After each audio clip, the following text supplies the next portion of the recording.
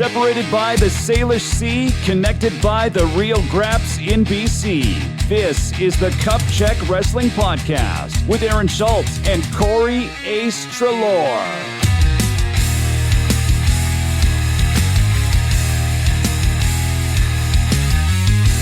Cup Check Wrestling on a Tuesday?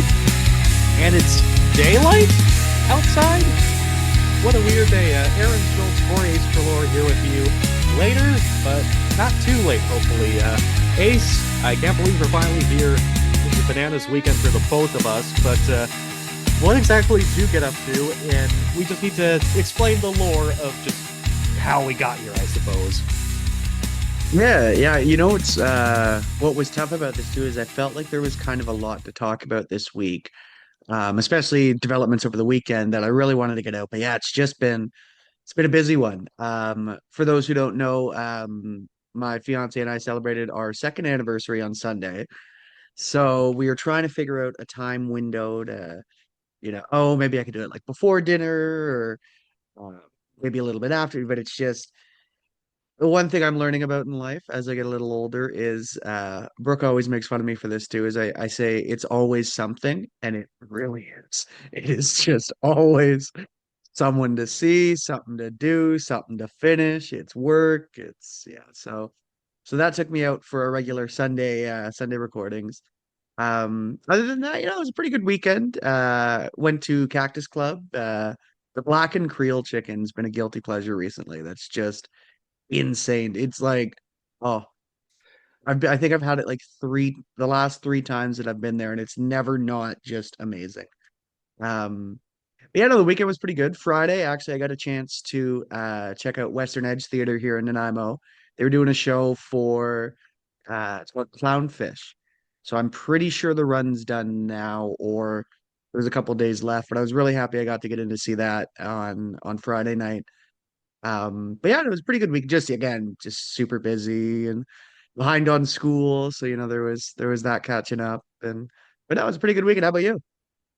First of all, before you start praising Cactus Club, we need to have that sponsorship money in, brother. I mean, what? Yeah, I was just thinking that I probably shouldn't. I should have said maybe the chicken. I'll give them the first free one's endorsement. free, Cactus Club. Yeah, everybody gets one. Yeah, everybody gets one. Yeah. And second of all, I think I maybe have asked this previously, but look at you and Brooke. Your anniversary is like a week or so after Valentine's Day. What a worker Brooke is. No, we're not going to have our anniversary on Valentine's Day, dude. We're going to officially date the week after. We're going to have 2 romantic dates in 2 weeks. Jack. Which we found out was actually, I won't say exhausting, but it was a little bit much, just in the sense of like, there's so much back to back, which was actually kind of nice in that sense though, because what was it? When I went up to the mall to do some shopping, I was able to knock out, get 2 birds stoned at once and pick out both gifts because, it was so quick in between. So there are some benefits to it. I guess when we get married, because we're looking at spring, summer next year. So hopefully that'll give us a bit of a bigger window between the birthdays but again, like I said at the top of the show, it is always fucking solid. You can say it's, put them all together, it makes it easier, spread them. Doesn't matter. I'm always going to be busy, and I'm not going to be able to watch my wrestling right when I want to watch it. So that's the lot I've accepted in life, though. In the interest of fairness, I was also unable to be a little bit flexible as well, because we usually try and record on set on Sundays. We always try and have some flexibility where it's like, oh, okay, we can't do Sunday, something's happening. So normally I'd probably be free to be a little flexible. We were thinking about maybe Saturday. However, I picked up an overtime shift at work, and so I like money. I like my coworkers. I like banking time off. So I was already in the middle of doing that, and I said, is there anything later tonight? And you mentioned, buddy, staying over because we got Canada USA early in the morning. Oh, Sunday. There was that too. I forgot I didn't even mention that part of it. Yeah. And so I woke up, I mean, like many of us did, but it cursed us, especially here on the, on Pacific time. I got up at 4 a.m., cracked open a can of Celsius, and woke up early and got our hearts broken watching the States win. And then I had to meet up with a friend for lunch afterwards, do the usual chores, etc., etc. And it was during your special anniversary date day. So And then, of course, I work early mornings during the week from Monday to Friday. So if you have a buddy who works early mornings or overnights, you'll always find that at some point they need a day just to catch up on sleep. Maybe it'll be 12 hours or so just to recharge the batteries. I never got that over the weekend. I have to work on the Monday, so nothing worked out for us. And then, of course, you're busy with school. You're busy. You got a star role in your play production. It just did not work until today. We're all stars in VIU theater, but I would say a super duper star. So finally happy we're here. And honestly, maybe we should try and find these afternoons, or maybe once I kind of like days are starting later, this natural daylight's not too bad for us. I will say too, real quick, just in response, just because I wanted to mention it, with the Team Canada loss, you say had our hearts broken. It was very sad. Don't get me wrong. I don't know if you felt this way, but after Game 7 of the World Series, I was telling my buddy about this. I can never feel worse than that day. And it's a little comforting. I don't know why. It's just to know that, like, no matter how much I get hurt, nothing will ever hurt that bad. Yeah. So in a weird way, now I can watch these things and just like, because traditionally with the Maple Leafs or whatever, you'd watch something, you'd get your heart broken, you'd be like, ugh. It's nice to know that I'll never get that mad. I just hope I get that happy again. That's the real test. Yeah. But I will never be as sad as I was on November 1st and 2nd. Or sorry, 31st and 1st. Yeah, God. I mean, even I'm thinking back because I'm a Vancouver Canucks fan, or in a complicated relationship with the Vancouver Canucks. Going back to 2011, I thought that'd be peak heartbreak for me. But yeah, the Jays Game 7 just turns out it does get worse. It does always get worse. Maybe it still will. But yeah, so many chances for our boys in blue to win that World Series. But so maybe that's why it's a little bit more different than the Canucks, who are kind of limping into that finals. And then there's conspiracies out there. But yeah, I think it was like a week or two later, my BC Lions lost a devastating playoff game to the Saskatchewan Roughriders. A week or so later, I'm like, yeah, it's fine. And I think we can take solace in that our national men's hockey team will be back at the Olympics. You never know when your baseball team's going to be back in the World Series. So that's a good point too. You never know. So at least the pain will never get worse. So we're finally here. We finally got daylight. Maybe we should, as the days get longer into the spring and the summer, maybe we'll just take us from 2 out of 10s to 3 out of 10s on the good looking. I was gonna say, yeah, it can't go much lower, so it can only get better. Alrighty, well, can't avoid the inevitable here. So we're gonna talk a lot of wrestling today. It was we got clarification on the direction of WWE Elimination Chamber. It was a huge week for AEW and Angles on the road to Revolution. However, look, Ace and I, we don't divert away from tough topics, and wrestling is sort of our playpen of life, per se. Like, it's your way to kind of escape from the news cycle that perhaps you may not want to be tuned in all the time, but sometimes the news cycle just gets into your realm of the world, I suppose. So to preface all this, so we've mentioned before the lawsuit against WWE's former CEO and chairman, Vince McMahon, and WWE itself. A former WWE employee, Janel Grant, alleged that she was the victim of emotional and physical abuse, sexual assault, and sex trafficking. John Laurinaitis, who was the longtime former head of talent relations at WWE, he was initially named a defendant, but he was sort of voluntarily dismissed last year as he agreed to provide evidence in Grant's lawsuit against Vince and WWE. He was also fired back in 2022. So you can kind of test this. We've never really committed a segment to Janel Grant's lawsuit against WWE and Vince McMahon, mostly because there haven't really been many developments. It kind of changed within the last week because there were sort of two. One, we kind of have a timeline on whether this will go to arbitration like McMahon's side wants, or if it'll go to trial with a jury like Janel Grant's side wants. And then, of course, if Janel Grant made her first public appearance since filing the suit nearly 2 years ago. So before we get there, we need to go over the lawsuit and the events leading up to it and how it can still impact WWE right now, even though Vince McMahon is no longer around. we don't need to go into every detail because the language, quite frankly, no reference to Vince intended. Like, we're not traditional public radio, this podcast.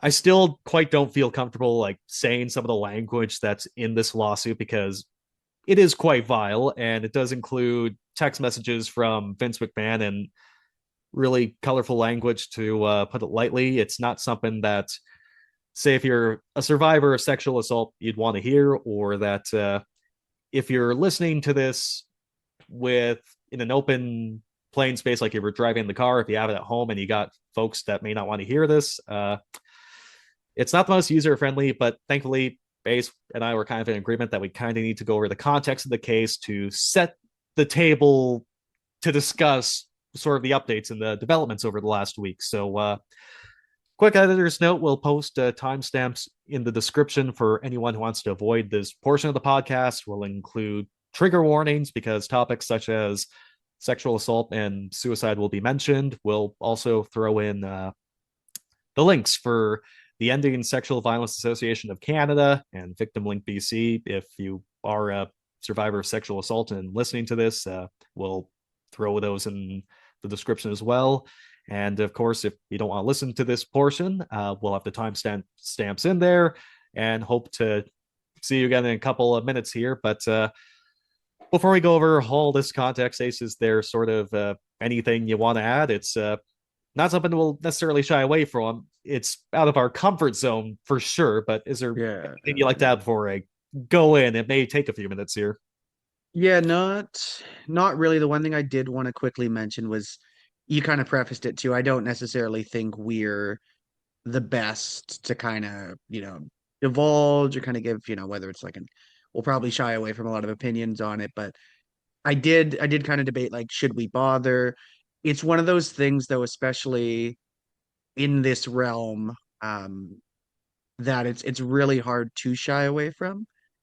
Um, Even if we don't know what to say, I think it's good to have a disc because let's be honest, it's going to be one of the biggest stories coming out of this week in all of wrestling. Obviously, it bleeds outside the bubble of just professional wrestling, and now with Vince not even uh, being an active member in WWE, but it's so interwoven into the fabric now, I think, of this culture in especially WWE. So yeah, it would be, I feel like it would be difficult not to talk about it, or just, kind of glaring omission.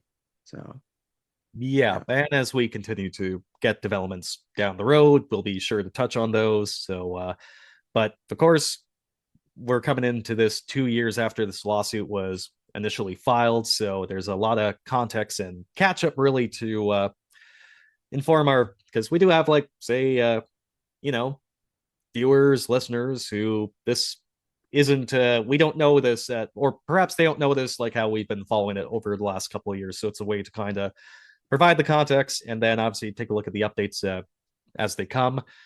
So yeah, other than that, first, before talking about the contents of the lawsuit, the whole thing really started in June of 2022. The Wall Street Journal reported that WWE's board of directors was investigating Vince McMahon, who agreed to pay $3 million in a non-disclosure agreement with a former employee who he had an affair with, which ended up being Janel Grant. A spokesperson said that the relationship between the employee and Vince was consensual.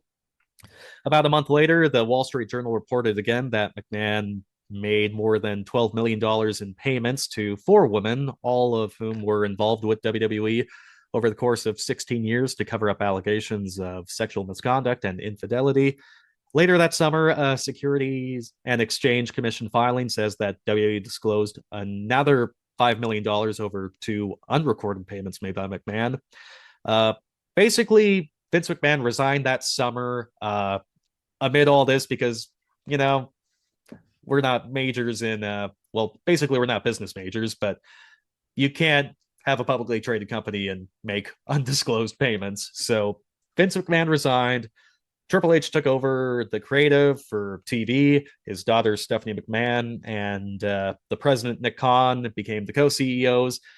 Later in 2022, the board of directors at WWE voted at the time to unanimously to not bring Vince McMahon back, although a month later, he was the majority shareholder. Vince McMahon removed 3 board of directors, added 2 supporters, and was sort of able to be voted back on.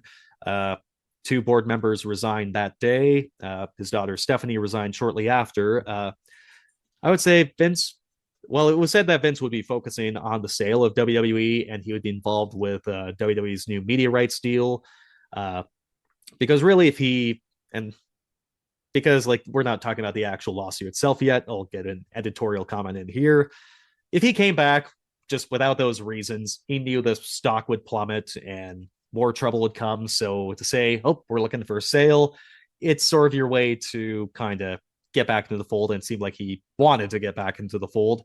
So in 2023, WWE merged with Zuffa, which is the parent company of UFC. It's owned by Endeavor.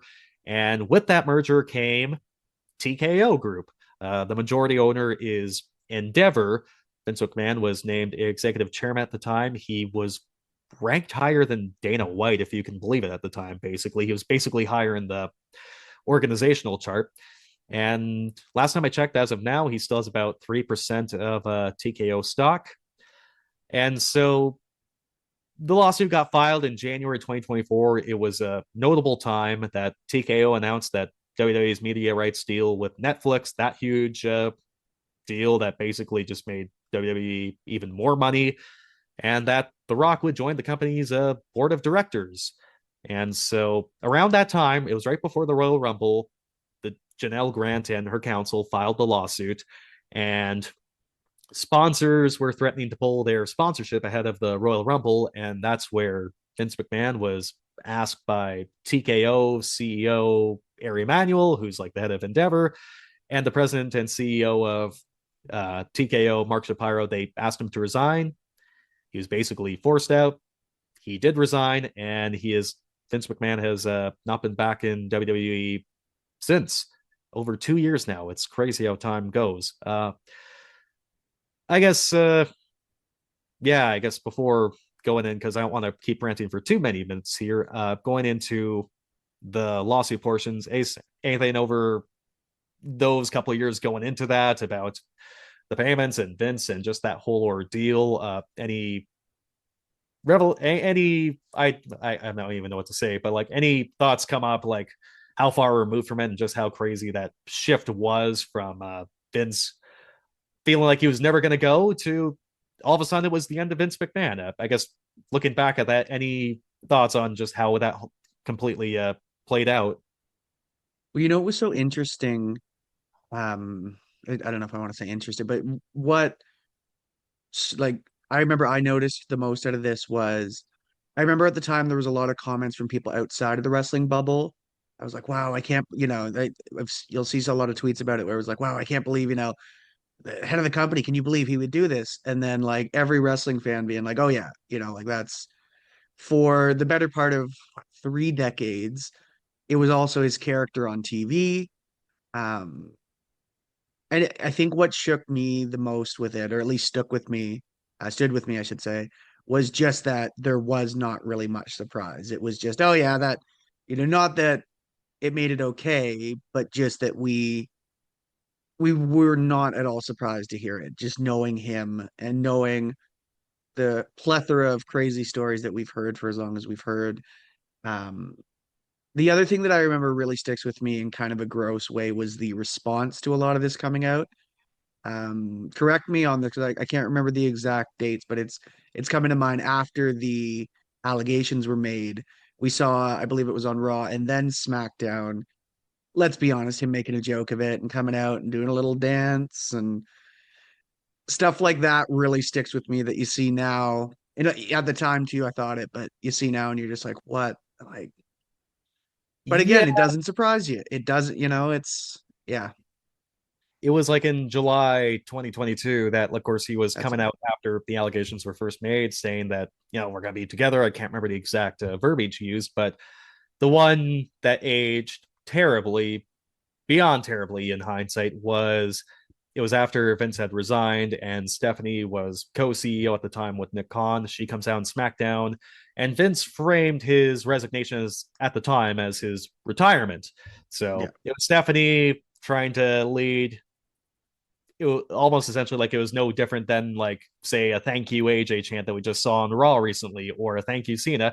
She got a thank you Vince chant going. And given what we know now, given how Vince was essentially forced, well, first he resigned, then eventually was forced out, it just did not age, and it did not age well in hindsight, or even at the time. It was objectively just not the right call at all to go about business that way. All right, so actual content. So let me just say, Ace and I, we are not trying Vince McMahon. We're not saying he's guilty. We're not saying Janel Grant is full of it either. These allegations have not been tested or proven in the court of law, so we'll have to see how it plays out. We're going over some details with some triggering words, so because, again, as mentioned, some of the verbiage that is in here is just not necessarily listener friendly. There is a 101-page amended complaint available online. Like, you can search up Grant versus World Wrestling Entertainment court listener. The amended complaint was posted in May of 2025. It was after the initial lawsuit was filed in January 2024, and it includes, like, multiple text messages from Vince McMahon as well, and that's a lot of where some of this verbiage comes from. That's not necessarily worth repeating.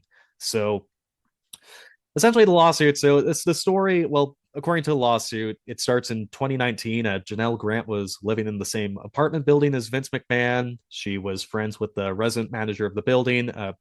At the time, Grant says she was struggling financially, and she was providing around-the-clock caregiving to her parents for years and years. They eventually passed away. She was unsuccessful in finding gainful employment, and the resident manager messaged Vince McMahon to see if he could assist, and he did. He befriended Grant, allegedly, and promised her a position within WWE with the potential of moving up the company ladder down the road.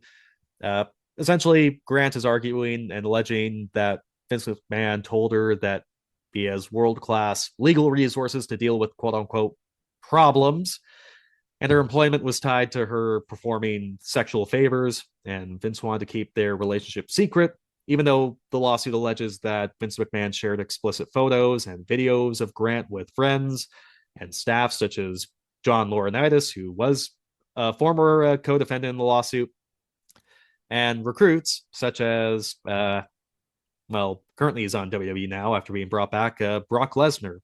So Grant was slotted in as an entry-level position in WWE's legal team, was eventually transferred to talent relations under John Laurinaitis.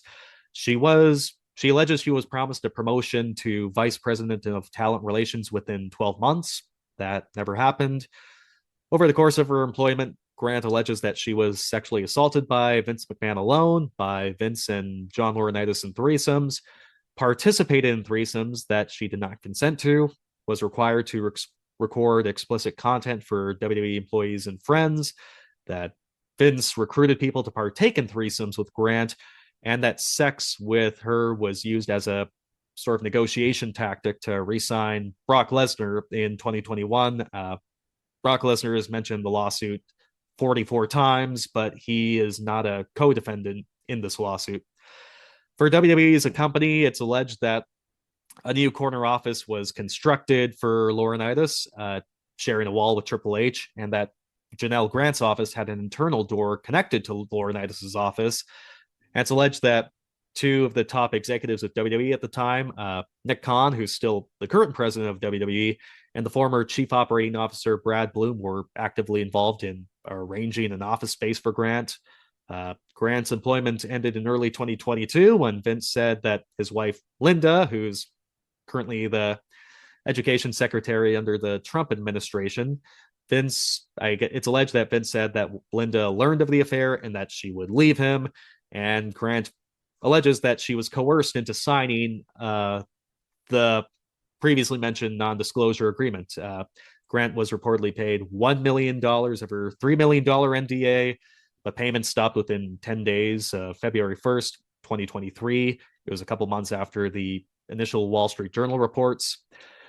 Essentially, going forward, Vince McMahon's side wants the matter to go to arbitration, as that's what the NDA outlines.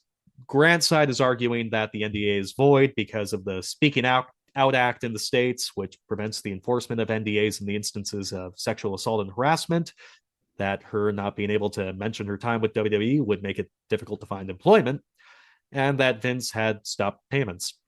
Grant is asking to declare the NDA void, judgment on compensatory damages, reasonable attorney fees, cost and punitive damages, along with further relief as the court deems proper. So this just came in today. One of the wrestling journalists who's been following the story, BJ Bethel, he reports that the oral argument hearing for the motion to compel arbitration in Grant versus WWE and Vince McMahon are scheduled for June 16th, according to a case docket that just came out this morning. So that's one of the developments in the last week.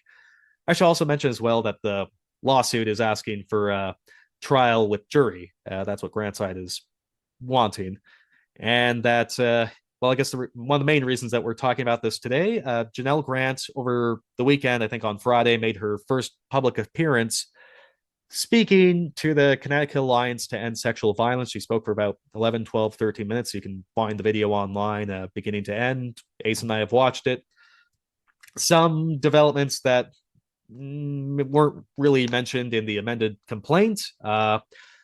Some things stood out, like, I'm not sure what you stood out to you, Ace, like some of the things mentioned that, that WWE requested for, well, Janel Grant alleges that, or says that WWE requested her to say that she had a consensual relationship with Vince. She refused, but then a story said that it was consensual, but it didn't include her say, and other things that that there were a couple times in 2024 where Janel Grant basically said, essentially, she says that WWE told on themselves in response to the lawsuit and the federal criminal investigation. There was the love letter that was found from Grant that was found on a corporate laptop and published in the New York Post.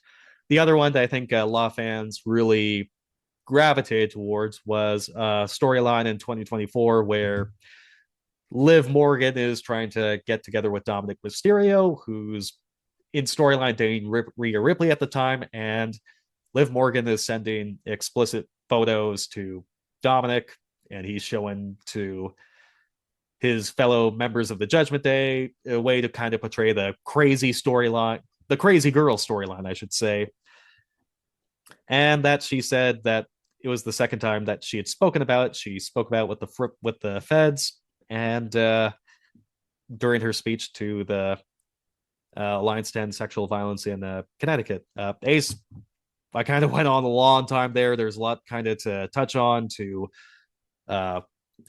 bring forth before talking about this. We both watched what Janel Grant said in her first public appearance. What were some of the things that stood out to you? No, I think it was good that you took the time to be as detailed with what has been alleged as possible. Because we don't want to. The last thing I would want to do in something like this is for one of us to say the wrong things, and I'm glad you were able to get that out. Not even so much the big stuff that came from the speech. The one thing that really stuck with me, just hearing it, just as a human, was the right off the beginning of it, when she had mentioned her suicidal ideation. And I don't know, for me, I just kept thinking about how tough it must be to have to come out and it become such a public thing. I forget, so correct me if I'm wrong here, but I forget who came forward to her and said it, but like, your life's about to change for once this goes through, and once this is public, everybody knows that's good, that's bad, that's, everyone's got an opinion in our world today, right? So you're going to hear a lot from both sides, but just that anonymity is gone. You are there now. Like, you are, not, I won't say a star, but your name holds so much weight now. and it crushes some people, and it led her to something unimaginable that so many people struggle with. But just, yeah, it, like, the bravery it takes to come forward and to hear her kind of even like joke about it in that, like, just, I'm so happy that someone who's allegedly gone through that is able to you know still carry on in whatever way you can, right? So that was definitely the biggest thing there, just to hear that story and then kind of hear her struggles, and I won't say made her stronger, but just see her come out of the other side from that. So that's definitely kind of the big one for me.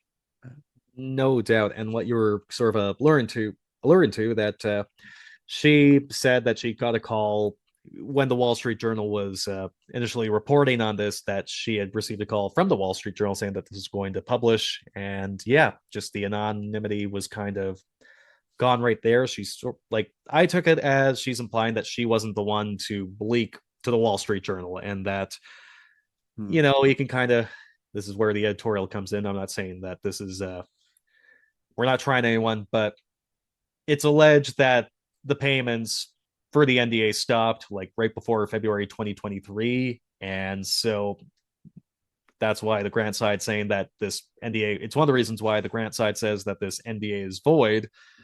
And I can't help but try and connect the lines that maybe they perceive that Janel Grant leaked to the Wall Street Journal, and that's why, oh, she leaked, she nullified the NDA, so we don't have to pay anymore. So, but in terms of just having your name out there, that's a thing too. I mean, you can, like, it's please read the laws. It's a tough read. Like, if you don't got the stomach for it, don't. But if you do, we can't do it justice. We'll be here all day if we're going through this like beginning to end. But one of the things was alleged that she wanted to stick around was because wanted to ensure that her reputation was okay, that she was promised the vice president role. Get that on your resume. Maybe there's another thing you can do after that. And if all of a sudden, I guess the looking to the lawsuit, the belief that if the sexual favors or sexual acts were to not continue, Vince allegedly used his lawyer, Jerry McDevitt, and Jerry McDevitt's been around for ages, like even back to like the steroid trial in like the 90s, where Vince McMahon came pretty close to serving time. I know the jury sided with him, but Jerry McDevitt was around for that. So to be told allegedly that I got top legal resources to make problems go away, and you're trying to uphold your reputation, and then all of a sudden to have that out there, yeah, I can't imagine how. She mentioned as well that she had not been outside many times since this lawsuit was filed 2 years ago, and someone was there as she was attempting to take her own life to prevent it from happening. And if there was a thing that mentioned, like, one thing that kind of stood out to me was, I don't know if this is implying that because she's still living in Connecticut, to the apparently still living in Connecticut, and WWE's headquarters still in Stamford, if the implication is that she was saying that she feels threatened in Connecticut, that I'm not sure if that's implying that WWE has the resources to put pressure on. But one thing that emerged this week, and even if something's not necessarily funded by WWE, some of the fans and some of the supporters are, well, I think we alerted before growing up, there's the stand up for WWE folks. So, when UFC was getting in popularity, and then, wrestling wasn't necessarily cool when we were in school, or when Linda was running for public office, that there was the stand up for WWE campaign. And so there's a lot of folks, a lot of fans conditioned to defend WWE. There's a lot of talents who are still loyal to Vince, even if they only been there for a couple of years or have long since been removed. And it kind of came to a climax just yesterday with Shelly Martinez, who's spent time in WWE and TNA, saying that Janel Grant deserves to get her ass beat. And that's just part of it, where it's just remarkably difficult to have your face and your name out there in these instances, because she doesn't have necessarily all the resources to really protect herself. And in general, it's difficult for victims of sexual assault to be able to, well, it's a really difficult thing to try and get a charge approved for. And then from there, it's even more difficult to try and prove beyond a reasonable doubt that sexual assault was the case, that was the crime that occurred. So, amid all those things, just for her to come out, and again, not trying anyone, for her to come out and to speak in that instance, having all the pressures around, and there's so much coverage on this case, and that WWE has a huge following, it does take a good amount of bravery to be able to do something like she did on the Friday. Oh, 100%. And the fact that, like you alluded to it, but you're going against such a machine. Like it's just such a conglomerate that that's overwhelming. And yeah, it's something that I'm glad that she had the ability to do, because a lot of people wouldn't want that. And again, I don't want to kind of turn this into what what it a lot of the discourse becomes surrounding these sort of stories when they come out. But there's so I'm just gonna say, because there's so many people who do come forward when something like this happens and say like, oh, why now, or why didn't they say something right away? um and you don't get the context for it, because there's so many moving pieces at play.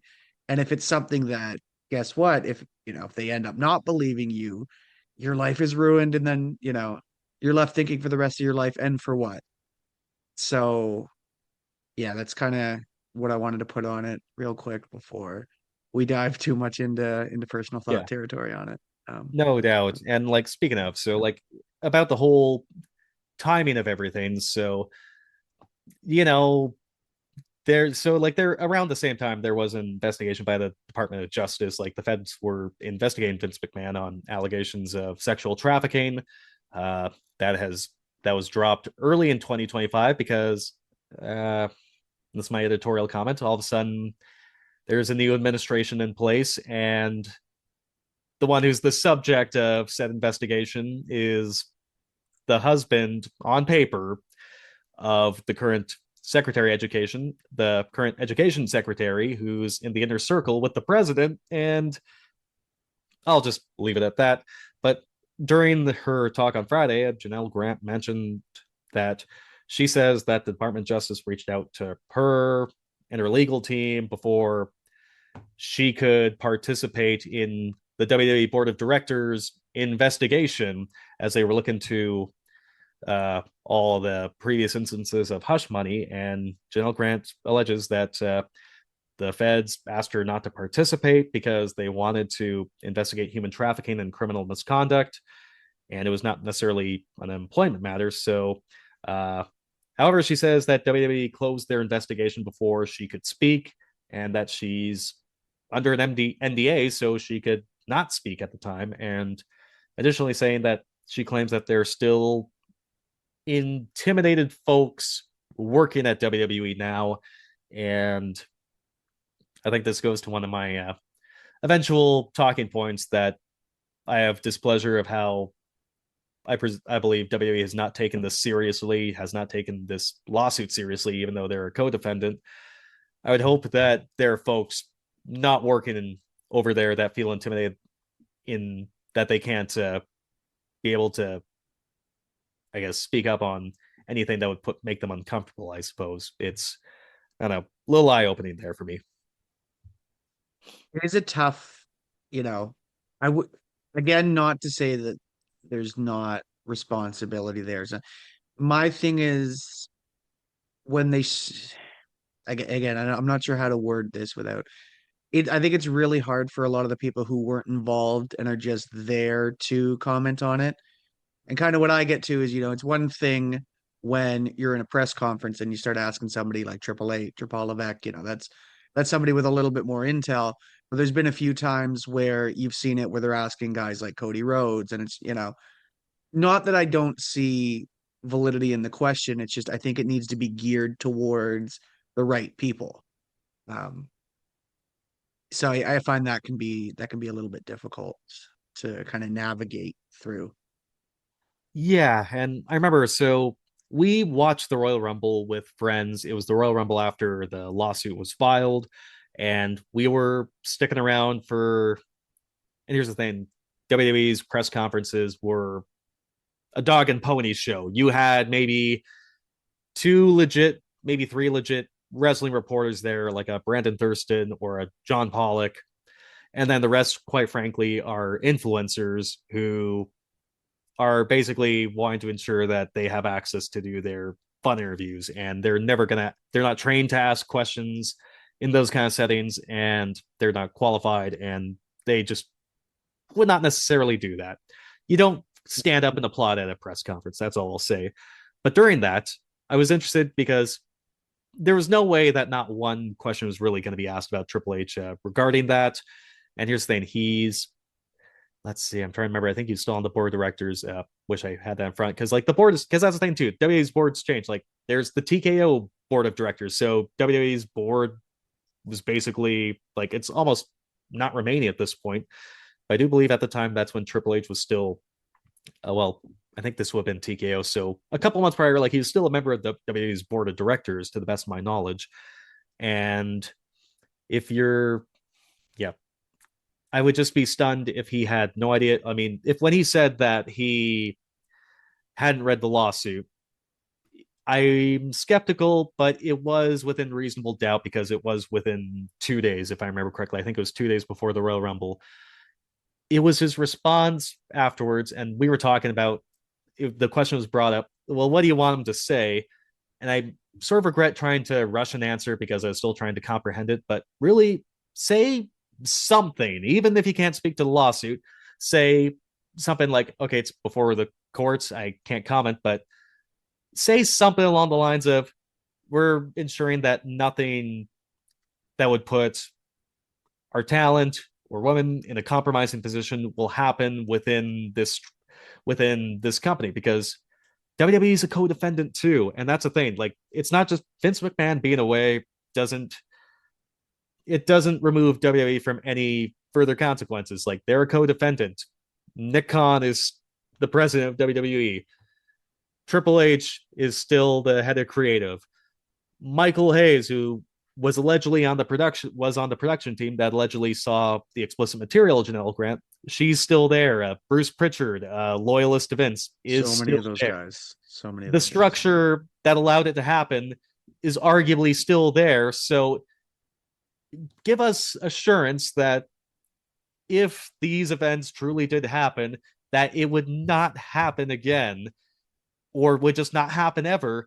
And instead of giving any sort of assurance like that, because yeah, he's not executive, or he's not a top executive, I should say, but he wants to be their Dana White. He wants to be their mascot. He wants to be their face of the franchise still, even though he's got the pen.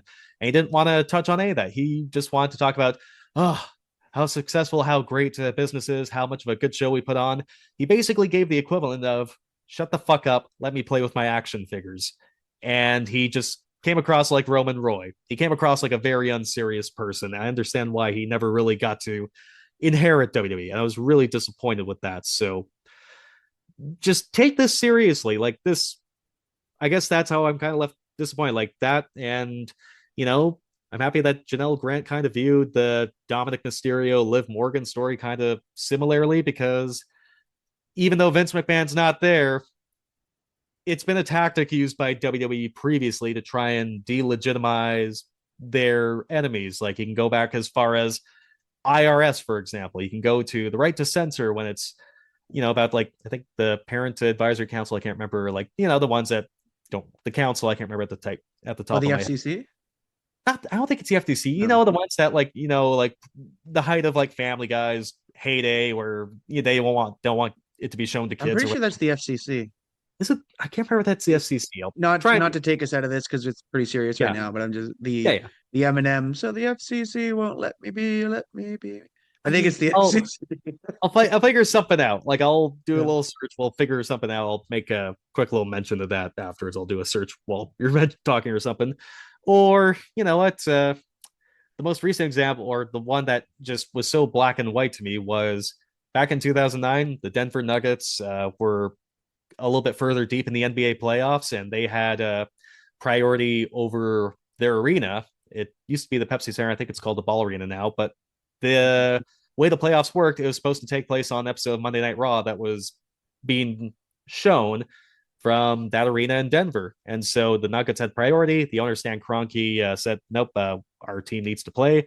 And Vince McMahon relocated Raw to Los Angeles, the home of the Lakers, who the Nuggets were playing, and portrayed himself as the angel, portrayed Denver Nuggets owner Stan Kroenke as the devil, and then put all the heels in Denver Nuggets uniforms and all the baby faces in Lakers uniforms in a tag team match. So it's a interesting knowing the politics about it, because like I remember when I was a kid seeing that and just being like, oh, like they're in LA, right? And then it's interesting seeing that something like that with an adult eye.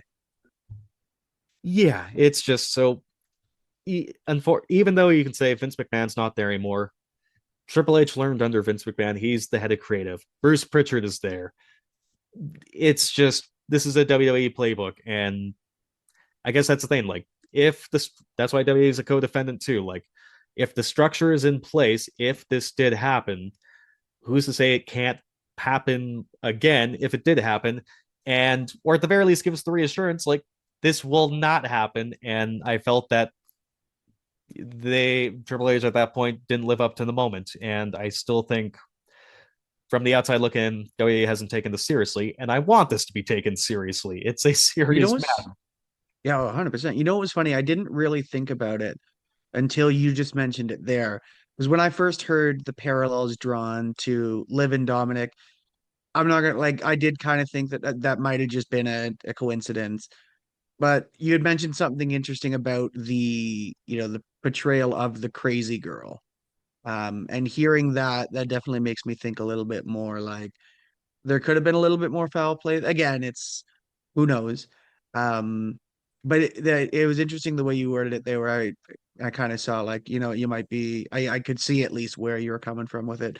The other thing I want to get to really quick, is just how weird those fucking pressers are, if we're being 100% honest, because it's not kayfabe, it is real, and you'll get those, and then you'll hear something like a question like that come up where it's have you had a chance to read the document, and then the next thing you'll get is Cody, how did it feel to defend the championship? Like you got Roman at Mania, and it takes you out of like I would rather a Raw talk or whatever post show they do where it's all kayfabe, or where you do a legitimate one and it's no kayfabe, because it's a weird blend. And I know wrestling's weird because it's the nature of it is that it's real but not real. But it's I don't know. I've never been a fan of the press conferences because of that, where it's just it feels so illegitimate.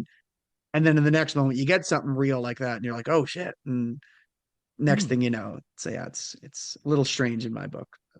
It is. And of course they changed that format, and I'm happy you remind me of that, because it reminds me of another reason of the whole take this seriously take that I want, this whole take this seriously take that I have. So of course those press conferences change into a different format where it's almost essentially what you mentioned. It's almost like a Raw talk / press conference, but it's just Triple H talking to panelists. That change was made when WWE brought back Brock Lesnar for SummerSlam. Gee, what great timing. And here's the thing, like, we can't emphasize enough, Brock Lesnar is not a defendant in this lawsuit. As it stands right now, Brock Lesnar has not committed any crimes in the matter. Like legally, he's not a defendant here, but he's mentioned 44 times in said lawsuit, and it's alleged that, and Vince McMahon, from looking at the text messages that are provided in the lawsuit, Vince McMahon copied messages they received from Brock Lesnar. It's alleged that they were it's alleged that Janel Grant sent explicit material to Brock, and that plans were made for Brock Lesnar to have sex with Janel Grant, and that it was alleged that it was a negotiating tactic in a sense for Brock Lesnar to re-sign in 2021. And you know what? At first I thought WWE was planning to take it seriously, because Brock Lesnar in that Royal Rumble was scheduled to be at that Royal Rumble. He was supposed to get eliminated by Dominic Mysterio. He was supposed to have a match with Dominic at the Elimination Chamber show in Perth. He was supposed to wrestle Gunther at that year's WrestleMania. that all got thrown out the window. And then for a year and a half, he was held, like, still being paid, but nowhere to be seen. And then this case is still open. Here's the thing: we're not even at the arbitration argument oral hearing yet. This case is still open, and they brought him back. I just can't take it seriously when it just shows to me they're not taking this case seriously, and that's very troublesome. And again, if this podcast did not exist, that was going to be the end of me in WWE, but here we are, I suppose. Maybe on a bit of a lighter note with Brock too, even just the fact that like since being back, I don't know if you're feeling this recently, but like it's it's such a weird move because it feels very unneeded. It, maybe you could have made an argument 5, 6 years ago, like, well, he's, one of the biggest names in the company. And it feels weird now. It doesn't, I don't know, maybe we're a little older, we're a little more jaded. We've seen a lot of stuff, but I don't feel that like box office draw regardless with him anymore. And I don't know if that's because of, the allegations. I don't know what that is. But it feels different. I mean, we haven't had a chance to talk about this. I don't know if you saw the video from the Rumble just 2 weeks ago, 3 weeks ago, where he just said, just throw me out. And it's Yep. like, what? Like, so, kind of bit of obviously a segue from some serious stuff there, but it just, even in the best of circumstances, if these allegations weren't there, bringing Brock back, I feel like in 2025 now, when he just, he'll always have the name associated with him, but it doesn't hold the weight that I think it would have in the years prior, regardless of the allegations. All those attendance figures that they've touted over the last year or two, and you can say, okay, maybe if this is, and again, I would never do this in a million years, but say if this is 2015 or he's just coming back from the UFC and he's a star and there's a business case, I wouldn't do it. Maybe you can do it, but this is 2025. He had just, honestly, like he put like a pretty good cherry on his career in his match with Cody 2 years prior. The torch is kind of passed. Cody's the new top star. Roman's another star, and all these characters are getting over. And you're filling how many tens of thousands into that stadium for SummerSlam? You're on John Cena's final tour, and I can't think of any logistically good reason they just brought Brock Lesnar back while this case is still open. And I just shrugged my shoulders. One thing quick, like we'll move on. We've gone on this quite a bit, and we do got some wrestling to talk about, I should say. I don't know how you feel about this, but I'll say, just for argument's sake, let's say for argument's sake, this goes to arbitration, or for argument's sake, Vince McMahon is found not guilty. There's no way he should be brought back.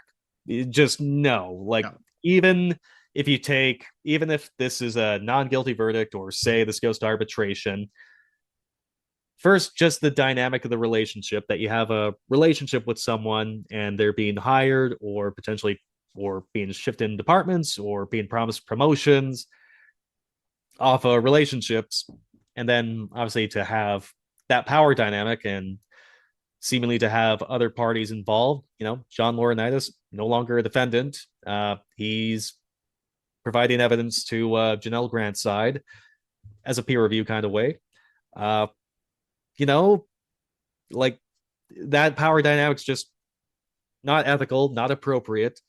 He's made millions and millions and millions in undisclosed payments.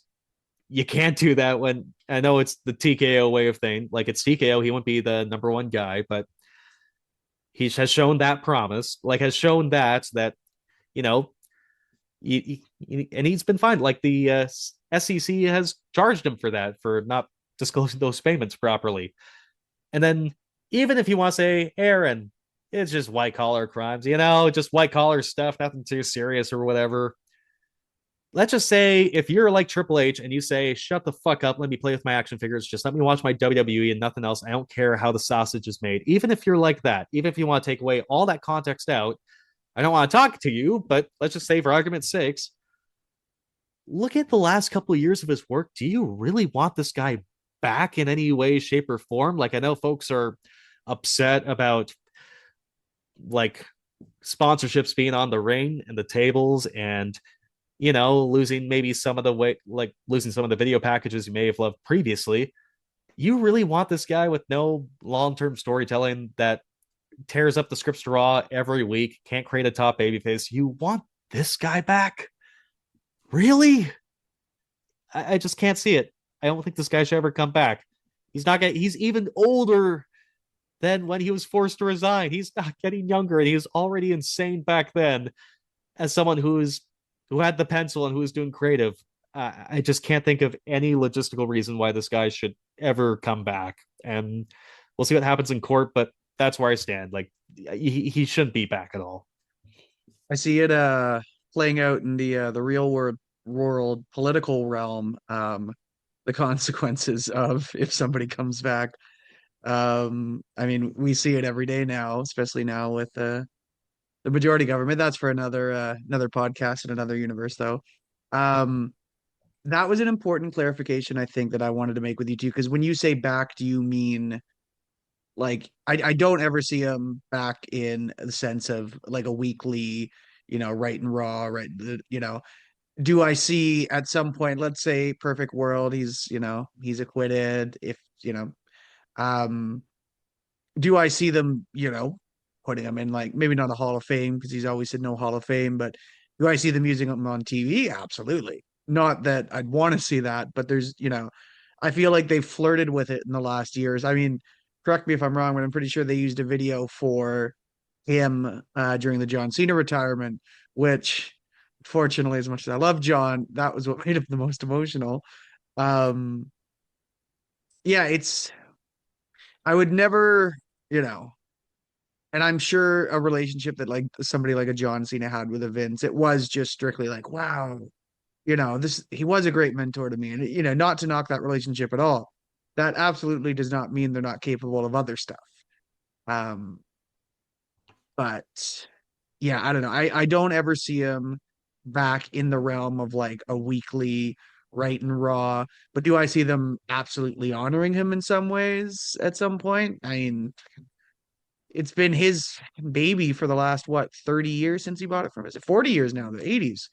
God, we're getting old.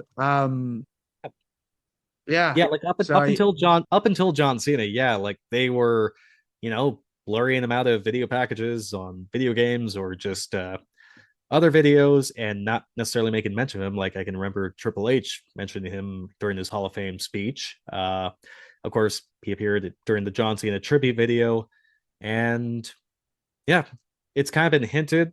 And clearly, the only other example I can really think of was, I mean, he wasn't mentioned, but with the Punk and Drew feud when he said I was the chosen one, and he wasn't mentioned, but it was, oh yeah, who said it? Who said you were the chosen one? That's kind of the only other example I can really think about it. But yeah, and like quite frankly, it's like the way they brought Brock Lesnar back while this case is still open. Again, what I would do, and what TKO would do are two entirely different things. I figured, but I can't think of anything that would make the company look good. I can't think of any realm in which Vince coming back to WWE in any way, shape, or form would make the company look good. And yeah, it's just the way it is. I mean, of course, like we'll know more. The next development will come in the middle of June there with the oral arguments about if it goes to arbitration or not. But that's where I'm standing. Like it's time for a new era. Which is good because we're getting them by the week. I think the biggest thing for a lot of people is with the dissatisfaction, so I should say, that they have with the current product. You look back on that time with a bit more, I think, of a rose-tinted glasses. Mm-hmm. And I think a lot of people have forgotten about, a lot of the stuff that not even just, logos and Slim Jim ads on your tables, but it's just a lot of, like it was garbage in 2019. Like they came out and apologized for how bad it was, and then they didn't change anything. And they said that you were the authority now. And I was never given a promotion. They never, I didn't see one Cyber Sunday ad. I didn't get to do anything. But yeah, it's it's definitely, I think, just dissatisfaction that people have now with Triple H, where they're like, let's just go back, let's make WWE great again, to steal one other. Yeah. Another fellow Orange guy. But Yes. Yeah, exactly. I digress. Well, yeah, I mean, anything else on this matter? I mean, if we really went through everything top to bottom, we'd be here for days. But anything else you'd like to add quickly before we well, I need to take a shower. I mean, hopefully at least we got something to refer to when folks need the context for this lawsuit. It's not going anywhere anytime soon from the looks of it. So yeah, I don't know. Do you have anything else to add before we thankfully gracefully move on? Yeah, we've talked about this more than I feel like I even wanted to, but I'm glad, like I said, I'm glad we did, because it's something that I would have felt, I won't say uncomfortable about omitting, but it's something that is so interwoven into the story of this company now. And at some point we had to address it. And I honestly felt like with Janel Grant coming forward, this was the perfect time too. So alrighty. And one note. So the right to censor was a parody of the Parents Television Council. That was okay. Yeah. So there we go. One more omission. Perfect. We got that fixed before moving on. So on the opposite end, to make us feel better, let's talk about our local independent scene. Let's give some plugs. Let's get some dates in nice here. Hard segue, hey? God. Why let's talk about our weekend lore to That's a good point. The biggest story in pro wrestling over the last couple of years to our local indies. Nobody does it better than the Jack Wrestling folks, many are saying. So, going to your neck of the woods, Vancouver Island Pro Wrestling, Friday, March 27th, from the Langford Legion in Langford. That's at 6:30 p.m. And then in Nanaimo, back to home base, Saturday, March 28th at 6:30 p.m. from the Centennial Building. Tickets are low on stock for both those shows. And then about a month after that, April 25th, a Saturday, 6:30 p.m. They're going to Duncan from Mellor Hall, the Cow X grounds. Again, that's Saturday, April 25th. And the big event, WrestleFest 3, Friday, June 19th, 6:30 p.m. A tables, ladders, and chairs match will be the main event. That's from the Frank Crane Arena in Nanaimo, Friday, June 19th. Going to my neck of the woods, Thrash Wrestling Grand Machismo, Saturday, March 14th at 7 p.m. from Moccasin Square Gardens on the Kamloops Reserve. Some stars have already been announced.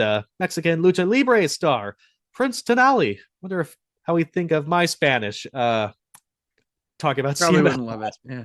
No, probably not. Featuring Dalton Rouge and KB6, the Rogue Kings. Oh, it's Rogue, not Rouge. I can't even speak English, let alone Spanish. Jiminy Christmas. Also featuring the Cheetah Bear, Drew Dawkins, the Vixen Jade, Danica Della Rouge, Sydney Steele, the insane Luchador Gitna, Chase Degenhart, and the return of Hound Dog Hillbilly Draco. Friday, March 20th, Thrash Wrestling Dangerous Goods from Luso Canadian Multicultural Society in Penticton.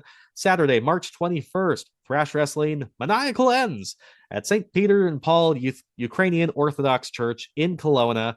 That's Saturday, March 21st at 7 p.m. And then finally, Thrash Wrestling Men in Tights.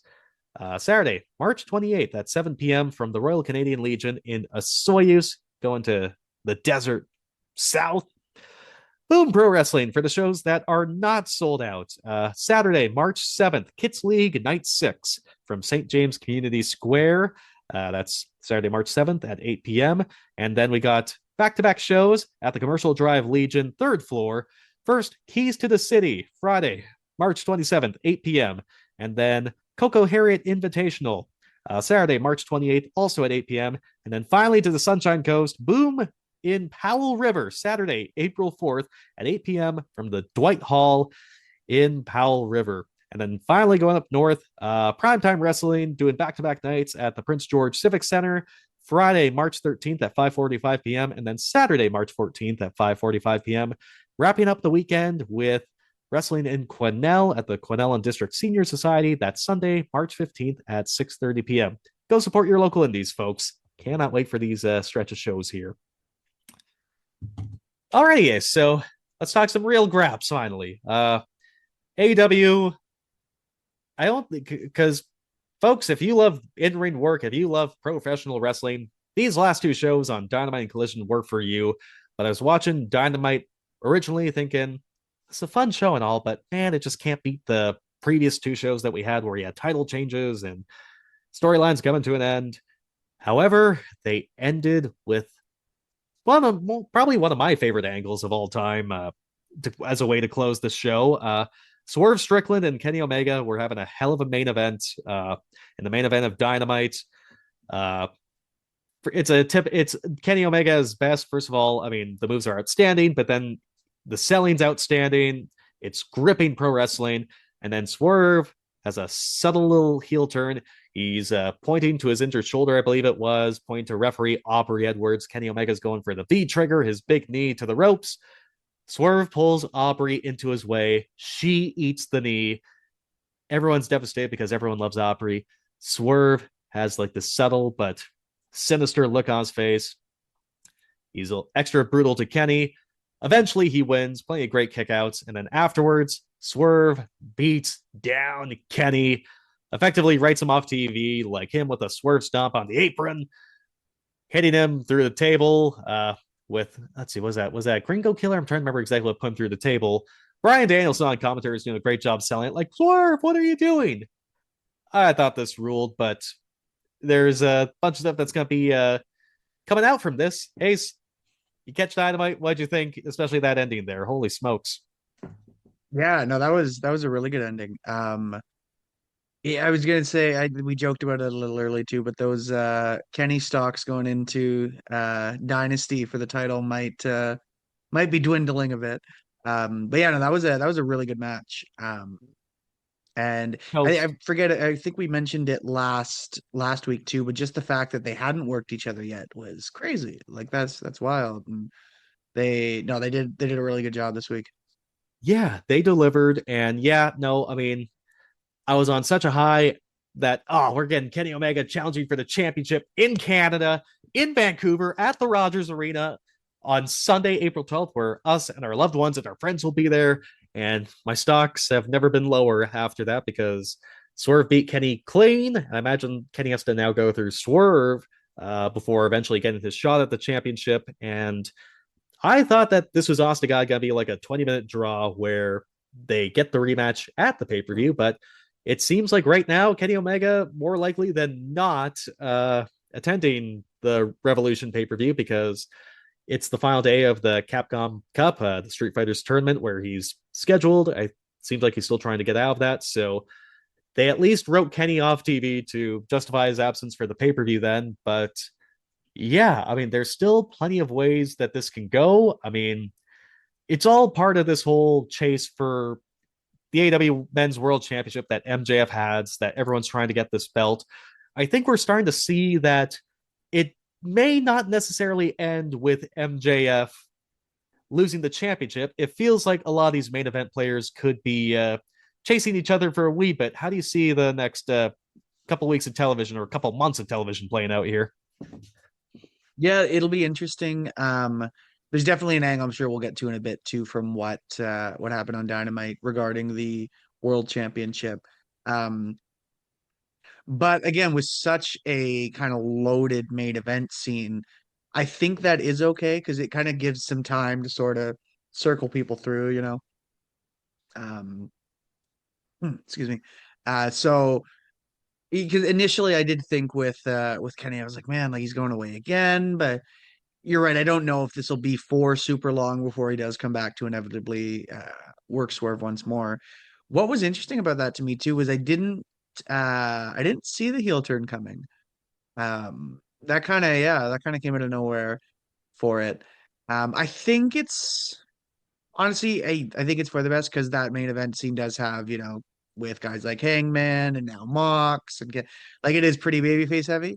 So to me, it makes sense. It doesn't seem like completely out of left field, but no, I think going forward, it'll be a good move for them. And whether you know you end up doing Swerve with an MJF, or if he ends up working like Hangman again, I don't know if you necessarily go back to that right away.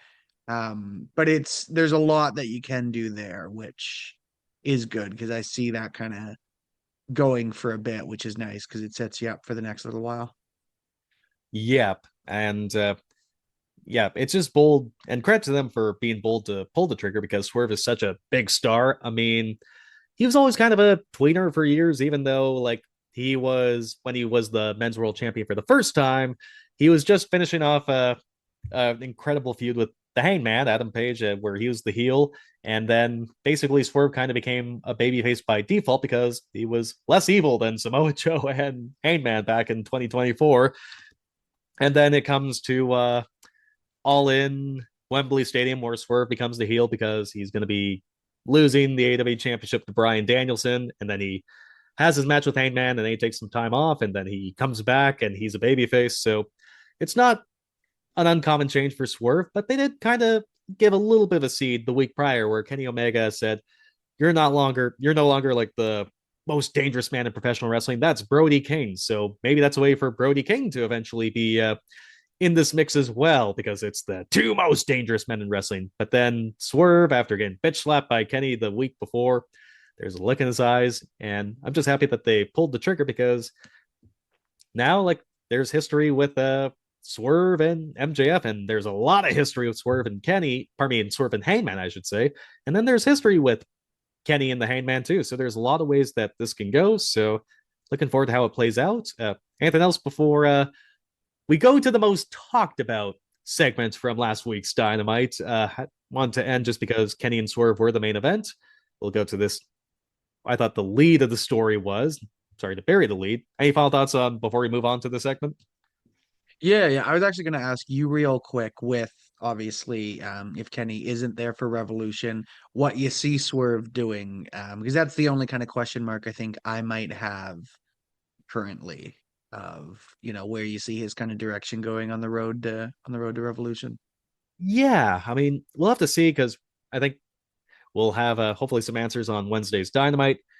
First instinct, Brody Kane's going to be back on Wednesday's Dynamite after missing a Wednesday after his loss to MJF in Grand Slam Australia. I think Brody and Swerve is probably the path to go, to the best of my knowledge, at Revolution, given that Hangman's challenging MJF for the Men's World Championship and that seed was planted by Kenny Omega the week prior. That's how I see that going. And very quickly, I want to touch on we need Swerve as a heel, or it's useful to have Swerve as a heel because just about every top heel in AEW is either in the Don Callis family or the Death Riders, which is kind of like a tweener group right now. So yeah, we need another top heel right now, and we got a good influx of top baby faces right now too, thankfully. So hopefully this is a move that can pay off and not hurt the babyface side of things. But yep, excuse me, we're both a little gassy today, aren't we? Goodness gracious. I'm always gassy. Yeah. Bubbly water, it's too good, man, I'm telling you. But yeah, so the big segment of Dynamite last week, I have to give Brett credit to AEW for being bold to put this out there to get discussion going, because I think there was a justified path for the Hangman and MJF to face off for the AEW Men's World Championship at Revolution, because Hangman never lost the championship to MJF. Samoa Joe was a transitional champion where he beat Hangman because of shenanigans, and then he lost to MJF in the four-way match at World's End that featured the Hangman. Samoa Joe may be giving your boy JBL run for his money as the best transitional champion of all time. You never know, but I don't know if there's an argument there for JBL. That was generational. Fair play. I'll give you this one. But then, yeah, so the promo happens between the Hangman and MJF. I'm happy MJF gets to the point just saying that straight up he hates Hangman.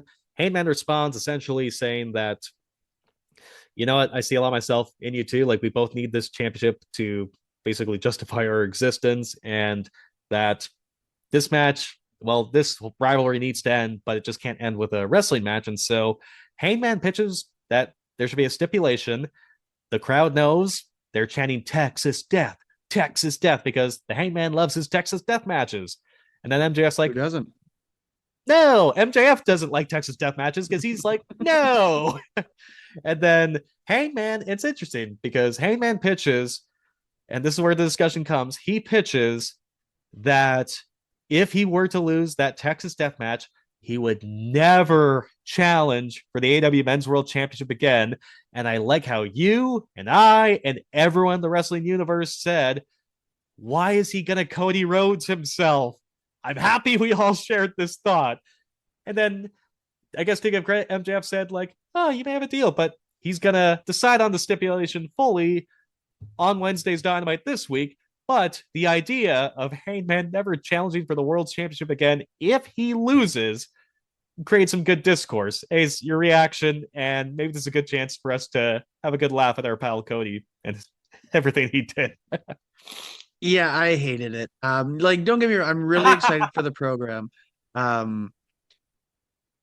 So my thoughts about the Codying aside, it felt weird to me that Hangman was the one to pitch it. I feel like it would have made. I mean, we'll see what Max says on Wednesday, but to me, it would have made more sense to be like, "Oh, you want a Texas death? Well, then you have to Cody your like, you know." Yeah, that would have been. But yeah, I don't know. It felt weird coming from him, unless I think of another example like Ziggler in 2016, where he wanted another shot, and he goes, "Okay, I tell you what, I'll put my career on the line." It was Dolph Ziggler it felt challenging weird the for Miz. It was Dolph yeah, Ziggler challenging the Miz for the Intercontinental Championship in 2016. He put his career on the line. That was the one, right? yeah, and yeah, it was interesting to me that for a match that he already won the right for, that he already had, the contract signed. Just like he must really like these Texas death matches because he's willing to. I don't know. So yeah, so there's that aspect of it. I don't think the stipulation is necessarily bad because it does add some more intrigue to it. Now, so that aside, even if you flip it, you have MJF say instead of him. For the stipulation itself, I did not like before this, I did not want MJF losing the belt. Now, I don't want him keeping it. Because there's like we saw the initial issues with, so for context, when Cody Rhodes first challenged, when AEW was first being created in 2019, he had challenged Chris Jericho for the AEW World Championship with the caveat that, hey, if I don't win this, I will never challenge for the title again. And at the time, obviously Cody's a very beloved babyface now over in WWE. At the time, a lot of people looked at him like a Jeff Jarrett type, like oh, it's his company, even though he was just an EVP like the rest of the Bucks and Kenny. But it was looked at, Cody was kind of the guy because he sort of had the ball rolling with the All In, and yeah, so I get where he was coming from originally with the stipulation was, hey, I don't want you guys to think that I'm just gonna book myself to keep beating all these guys and be the world champion and da da da da. Even though that's what he ended up wanting. He wasn't going to be his father, for example. Yeah, he wasn't going to be his dad. He wasn't going to be Jerry Jarrett. He was going to be Cody Rhodes, damn it. And so I thought, okay, that's kind of cool. But we ran into so many problems with him as that current, like, we ran into so many issues of him just now being the gatekeeping to the world title scene. Because now anybody new that comes, well, guess what? You got to work Cody because what else is he going to do? And it really again, I get where they were coming from with the stipulation at first, but they really kind of booked themselves into a corner with him and he never really recovered. And then in the end, he ended up leaving and he ended up going to WWE. He never wanted to turn heel either. He never wanted to turn heel. And we'll make the point about protecting the gimmick because that's the thing too. What's if Hangman loses and Hangman's sort of like he's a top babyface in AEW, you may need the Hangman to be the AEW Men's World Champion as a babyface again someday. He had a lot of success in terms of pay-per-view buys when he was the champion. Like there was a year-over-year increase. He headlined the biggest show last year. Fans were into his story. So to never have him as a champion, as a babyface, would just be kicking yourself in the groin.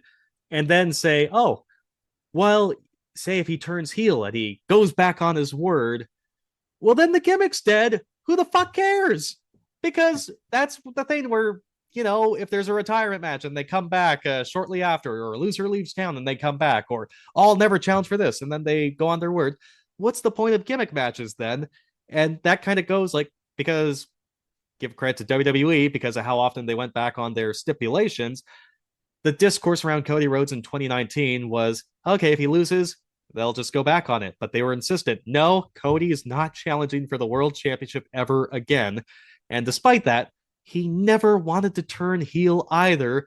And the fans were sick of him sort of being the gatekeeper of the mid card and just slowly and steadily losing his mind. And we can see this and saying, okay, it feels too soon for MJF maybe to lose, but we can't have a situation of Hangman being Cody Rhodes who can't challenge for the championship again. It's horrible business. No, it's just dumb. And I can't stress enough how much I don't want to, because I remember us having this conversation back in 2019 where I'd said to you, like, hey man, like, well, do you even think that, like, let's say you turn Cody heel, right? And then you have him win the title that way, and you're like, well, no, because again, they've set this caveat that we will never go back on this, we will never challenge again. So it is kind of a slap in the face to then turn around and say, well, he's heel now, and that's what heels do. And sorry, I pose the question again, do you think that would happen? Let's say if you want to keep MJF, I wouldn't want to see them go back on that. But at the same time, I don't want to see them fucking uphold it. Like, I don't want to, don't. It feels weird because usually I pull for Max in a lot of these matches. Like, but I don't want him winning now because I just think it gives you so many problems down the road. And it's just nice to keep your options open. And I think I can't remember if I was doing this with you or with another buddy, but like, I think it was you, where we say, like, does that mean Hangman comes out at fucking Saudi Mania as the surprise opponent for someone? And I don't know what the situation's like with his father, if he's still with us or not, but does he do it for Daddy Page? His dad? Yeah. So yeah, I don't want to see them book themselves into a corner and then Hangman have to go down a similar. It is a little different context. You got to kind of admit, with Hangman having been established, Hangman already having been world champion.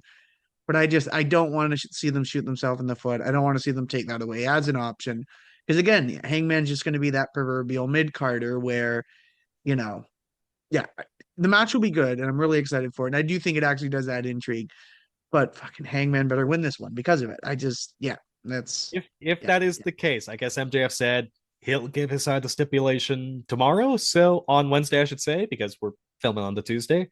So we will see what the stipulation's like. But if this is where they're going with, yeah, because I guess, okay, you got Swerve Strickland, who's a heel who could challenge Hangman. You got Kenny, who has the history with Hangman as well in the Elite. And when Hangman ultimately won the championship for the first time, it was over Kenny. So there is that path too. But yeah, if that is the way to go, do not Cody Rhodes the Hangman. That is all we can say with confidence here.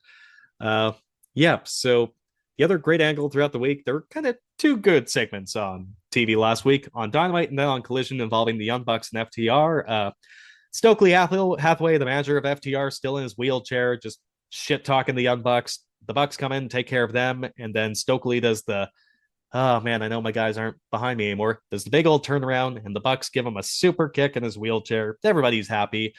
And then they're doing Saturday's Collision in Oceanside, California, a little bit south of Rancho Cucamonga, where the Bucks are from. Papa Buck, their father, is front row.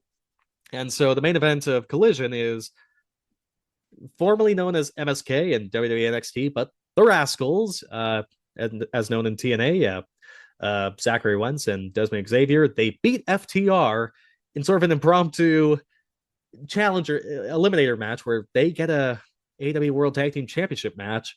And so the Bucks coming out kind of distracted FTR, and that's how it kind of led to the Rascals winning. But as stuff is going crazy afterwards, there's a brawl afterwards. They basically attack Papa Buck afterwards. They basically attack Papa Buck. I think they gave him a pile driver in front of the Young Bucks too. So two pretty good angles to try and heat up a match that, granted, we have seen previously, but should still be pretty good. Yeah. Are you more stoked to see the Bucks and FTR, or still the same compared to where you were a week prior, I still thought the segments were fun. Worst case Ontario. Yeah, it's interesting when these guys lock up because it's like sure we have seen it, but at the same time, like they always do work well together. I will say an angle like that does definitely get you a little more invested. Um, it was I don't know how to word this. Instead of saying Cody, would we say Orton or Cena, his dad? Because I want to I say think he Orton. probably he Orton Cena, I'd want to say. Yeah, just Yeah. Okay. Yeah. because that was a The pile drive. I don't know. Orton I Matt want to say a and pile Nick driver is Senior. closer to a kick. I don't know. Head trauma. Yeah, I was trying to think because I was gonna make a joke there, and I was like, would you say that he Ortoned them? I want to say Orton. Maybe they can sound off below. But yeah, I feel like I want to say Orton over Cena because he is Cena and it was Orton dude. Regardless. Yeah. No, I am a little more, I think, excited for this now. It's stuff like that's always fun. So maybe not so much fun for Papa Buck, but for me it was a lot of fun. So Yeah. So I guess we should talk a little bit more about the Revolution lineup. We do got some matches confirmed. So of course, as mentioned, MJF defending the AEW Men's World Championship against Hangman Adam Page. Whether that'll be in a Texas Death Match, where if Hangman loses, he can never challenge again. We will see. But we do have John Moxley defending the AEW Continental Championship against Konosuke Takeshita in a no time limits match. Play off after their draw at Grand Slam that went to a time limit. We have FTR defending the AEW Men's World Tag Team Championships against the Young Bucks. And then they kind of hinted that Tekla will be defending the AEW Women's World Championship against Thunder Rosa. She made her first match, her return match, in a first time in a couple months at Oceanside, which is kind of close to her hometown of Tijuana, Mexico. So it seems like that's the path they're going to. We'll see how the rest of this lineup looks, but yeah, I guess I don't know if you have any more notes for Dynamite or AEW's week, but I just want to quickly say I did appreciate their tribute to Kerwin Stifles quite a bit. It was pretty touching, actually. So Kerwin Stifles is like a longtime director in WWE for 4 decades. Basically went from doing those local pre-tapes in Pennsylvania to what became the International Touring and Filming Professional Wrestling Company. Passed away recently, so there is a tribute on Dynamite. Tony Schiavone brought it up. Bryan Danielson was close to tears, or he almost broke completely at talking about it. And for I think he a did guy, almost, yeah. yeah, Bryan Danielson, no, like what's that chip that you eat that's like so spicy that people need to drink milk and they're crying and they need to go to the hospital? You know that chip? Remember that challenge that happened? Oh, yeah. I know this one definitely isn't the FCC. No. Hopefully, folks know, picking up why I'm laying down, like the deadly tortilla chip or whatever, where it's so spicy, you need to like cool your mouth somehow, and that you can go to the hospital and you're profusely sweating. Bryan Danielson ate that chip and no sold it. This is a guy who can contain his emotions pretty well, and he was nearly breaking down talking about Kerwin Stifles, and that kind of got me feeling worked up. I just gotta say, like, in terms of like in the middle of what is like a wrestling war between AEW and WWE, they took some time to talk about an employee that never stepped foot in their company but made an impact on the business and gave a nice tribute. And hell yeah, we need more shit like that. That's the kind of stuff that makes me want to be a fan even more. So whether that was Tony Schiavone's call or what, props to AEW for that. And yeah, that's the last note I have about the dub for this week. Anything else you want to get across, Ace? Yeah, real quick. Actually, now that you mentioned that, I have 2 quick ones. Um, I'm never huge on saying war because I like the idea of both existing. I think it's great for the market, both existing. Just, more guys are getting paid, more guys are working. That being said, obviously there's competition, and I think it's really cool. I mean, we saw it, Brody, a couple, yeah, Brody Lee, I should say, not King. Um, we saw it with Bray Wyatt a couple years ago. I shouldn't say I like when stuff like this happens, but I like the response where they're kind of like, "Hey, it's fucking wrestling. Just, let's take a minute to honor these guys and not be so tribalist about it because it's real life. It's guys just making a living, and I think it's really cool when the companies are able to kind of put that aside and go, no, no, no, this is some things are bigger than sports, and that's definitely one of them.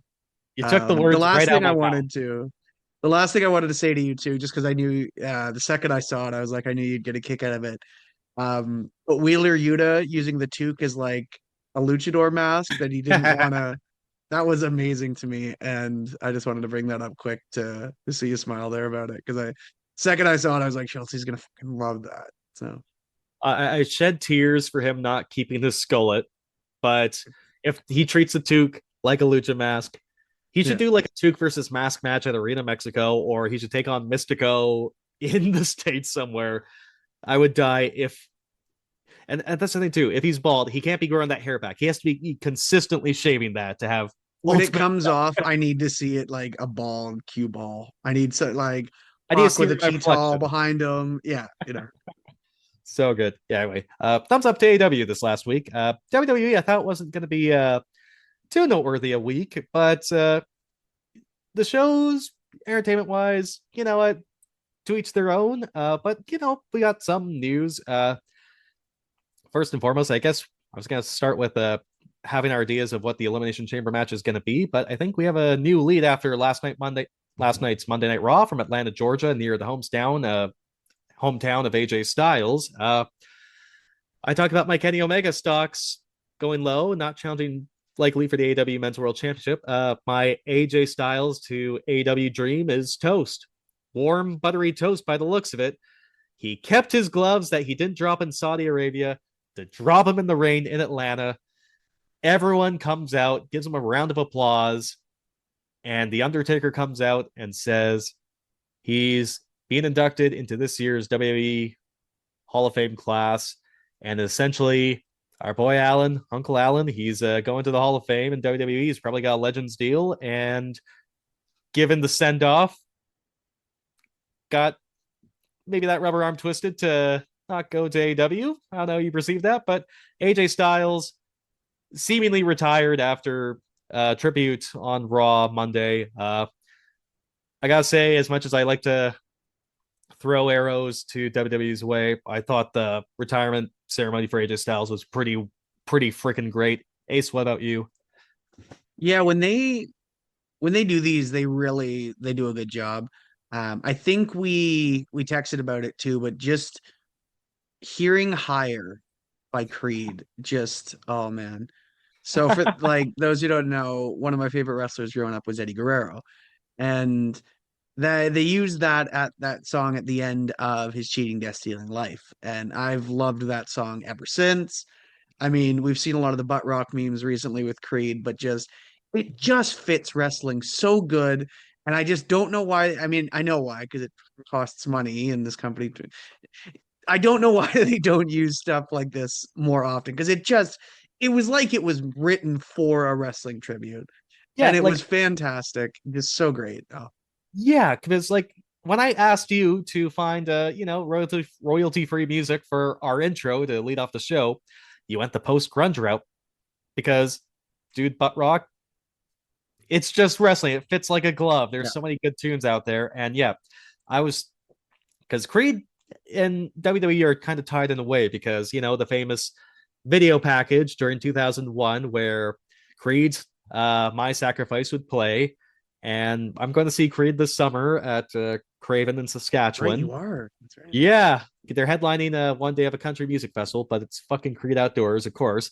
I was going to play that WWF video package and just watch it as Creed was playing live. I think I'm going to do that for Hire now, but with AJ Styles video. I mean, they knock video packages still out of the park. It was nice to see the video of AJ Styles in TNA, how much of a focus there was. Like, yeah, you're kind of missing the New Japan and Ring of Honor stuff. There's nothing much you can do about that. But the TNA video was great, especially all of his matches and moments. It was great to hear Mike Tenay's voice, who was a long-time voice for TNA. It's like, it's wild. Like, I know he was on WCW for ages, but it was just a surreal moment to hear Mike Tenay's voice calling AJ Styles and TNA on WWE TV. Yeah, I get goosebumps. I'll also say this real quick. I know I'm not necessarily one to talk, but man, what happened to JB? He's looking rough. No. Oh, buddy, that was a jump scare. Yeah, that got me. Brother, like, first, our hairlines are not batting 100. Like, we're not the best. Not the best. No, but like Jeremy Borash, so like I'm getting off topic here briefly, but so when you get like some YouTube video recommendations. So this is like after WCW died. So there's just a bunch of promotions all over the world trying to fill that gap. So there's some promotion that has a big production value in Australia, like Bret Hart's the authority figure.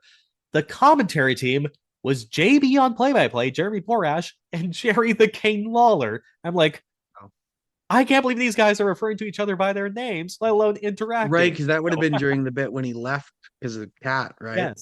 Yes, exactly. So that was just wild to me. So yeah, seeing Borash, that was wild.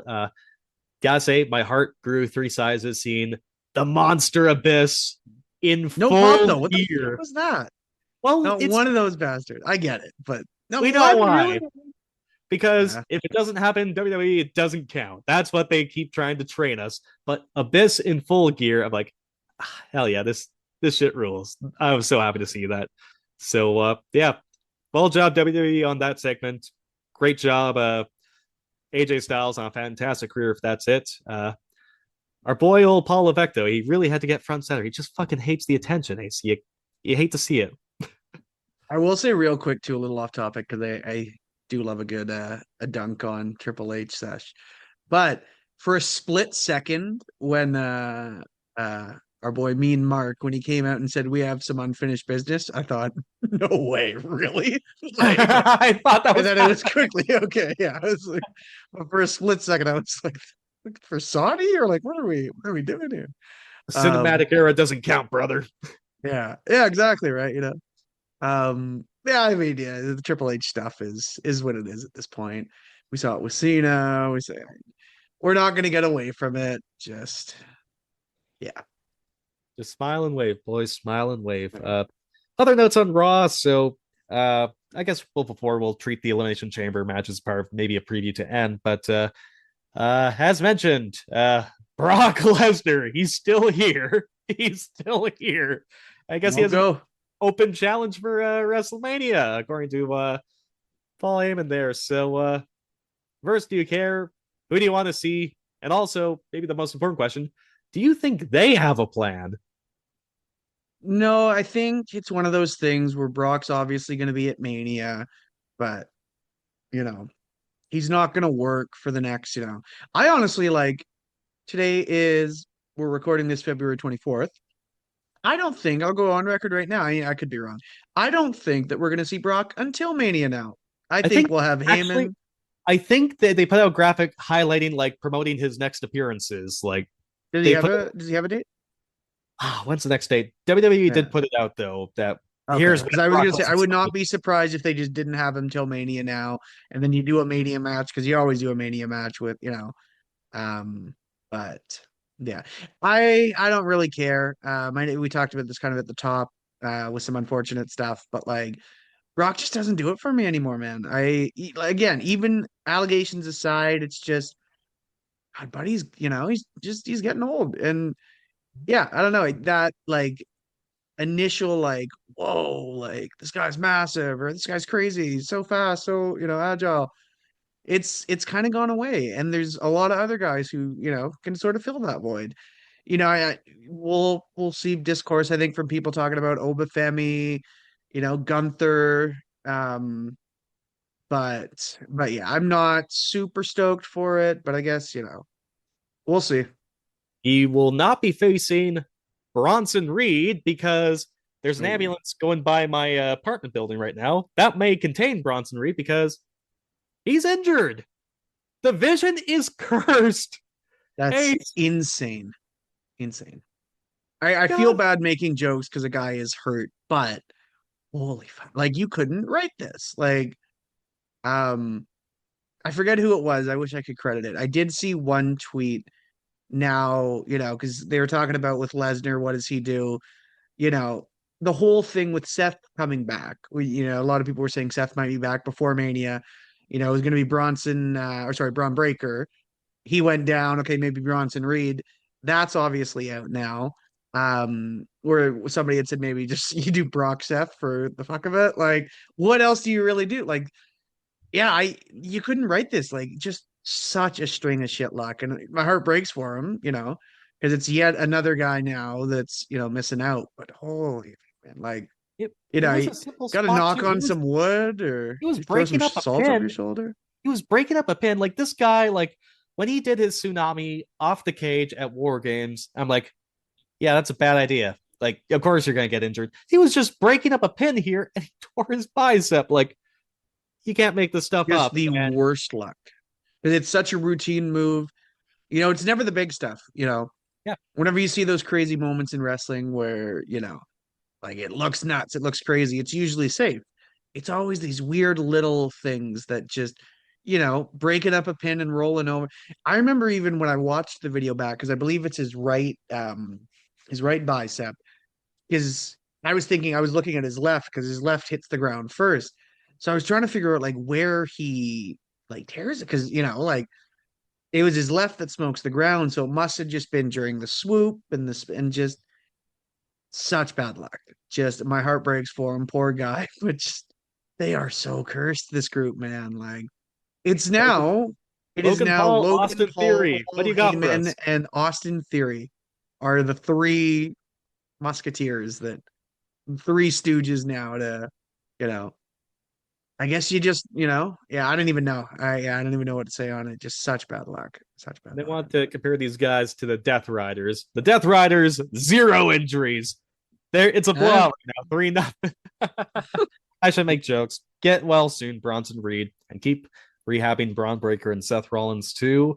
I guess the only other note on Raw, well, I guess before the last note on Raw, speaking of injuries, Bianca Belair put out an update saying that, like, it seems like she can finally begin the healing process after what seems to be a nightmare of dealing with a broken finger. I mean, small bones can be pretty intricate, but get well soon as well, Bianca Belair. I am a big fan. Would like to see it back ASAP. I guess the last note on Raw, it seems like they're going with at some point Gunther against AJ Styles' old tag team partner briefly, Dragon Lee.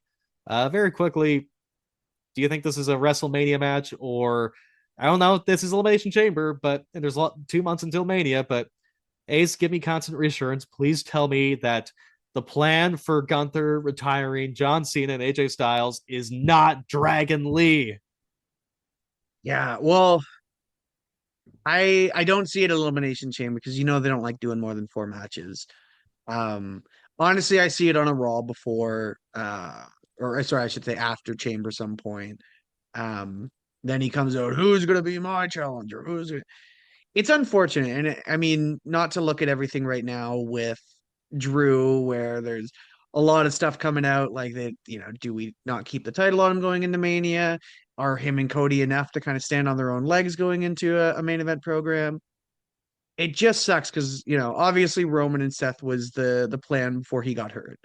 Roman Punk was an excellent pivot, um, but it was just such an easy layup. And I saw a tweet actually put out where it was at Saturday night's main event when Cena let go and didn't give up.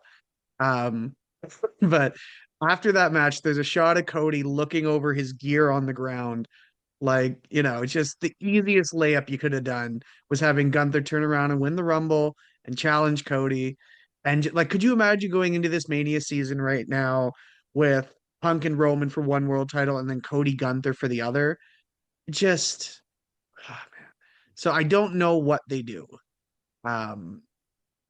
But I don't think it's going to be Dragon. I mean, maybe, who knows? But I just, it'll be a Raw match. He'll whip him, and then they'll find someone else to. See, that's the thing too. Like, I at some point this can't be Gunther's only thing. It can't, because he can't just work with dudes in their 40s. So yeah, I don't know what the plan is. I'd almost kind of like to see him in a program that's not just about retiring someone. But again, how do you, if it's not for the world title, like what else do you do with them right now, right? So they'll figure something out. I don't know. I mean, we say Brock. I don't think he'll be retiring Brock just yet, at least, unfortunately. But yeah, we'll see going into it. And also, a buddy of mine pointed this out. At some point, one of these guys have to win, right? Like if he's fighting like a Rey Mysterio or one of them have to like get a quick one on him, and it's like, what? Or do they? Or does he just or do they just keep having him fucking kill our childhoods? But no, to answer your question, that was my long-winded way of saying I don't see Dragon Lee at me. He'd probably be at Mania, but not I think against him. And nothing against Dragon Lee. Very talented. Go watch Dragon Lee's matches when he was a junior heavyweight in New Japan Pro Wrestling. Out of this world great. But if you're a luchador not named Rey Mysterio, WWE just does not know what to do with you. And until recently, where, he's part of a tag team with AJ Styles, there isn't really much going with Dragon Lee. And I don't know if the plan to pass the torch from retiring John Cena to gain Dragon Lee over, I don't think that was the plan. So at least that hopefully won't be a Mania match. Quickly pivoting, because I'm happy you mentioned the situation Drew and the WWE Championship scene. Was watching SmackDown. I saw Drew McIntyre cost Randy Orton his match. I gotta ask you, did I miss something? Is Drew and Randy, did those seeds get planted? Did I miss something? Is this something that's in the cards for maybe Randy Orton challenging for the WWE Championship as well? Did I miss something? Please help me out here.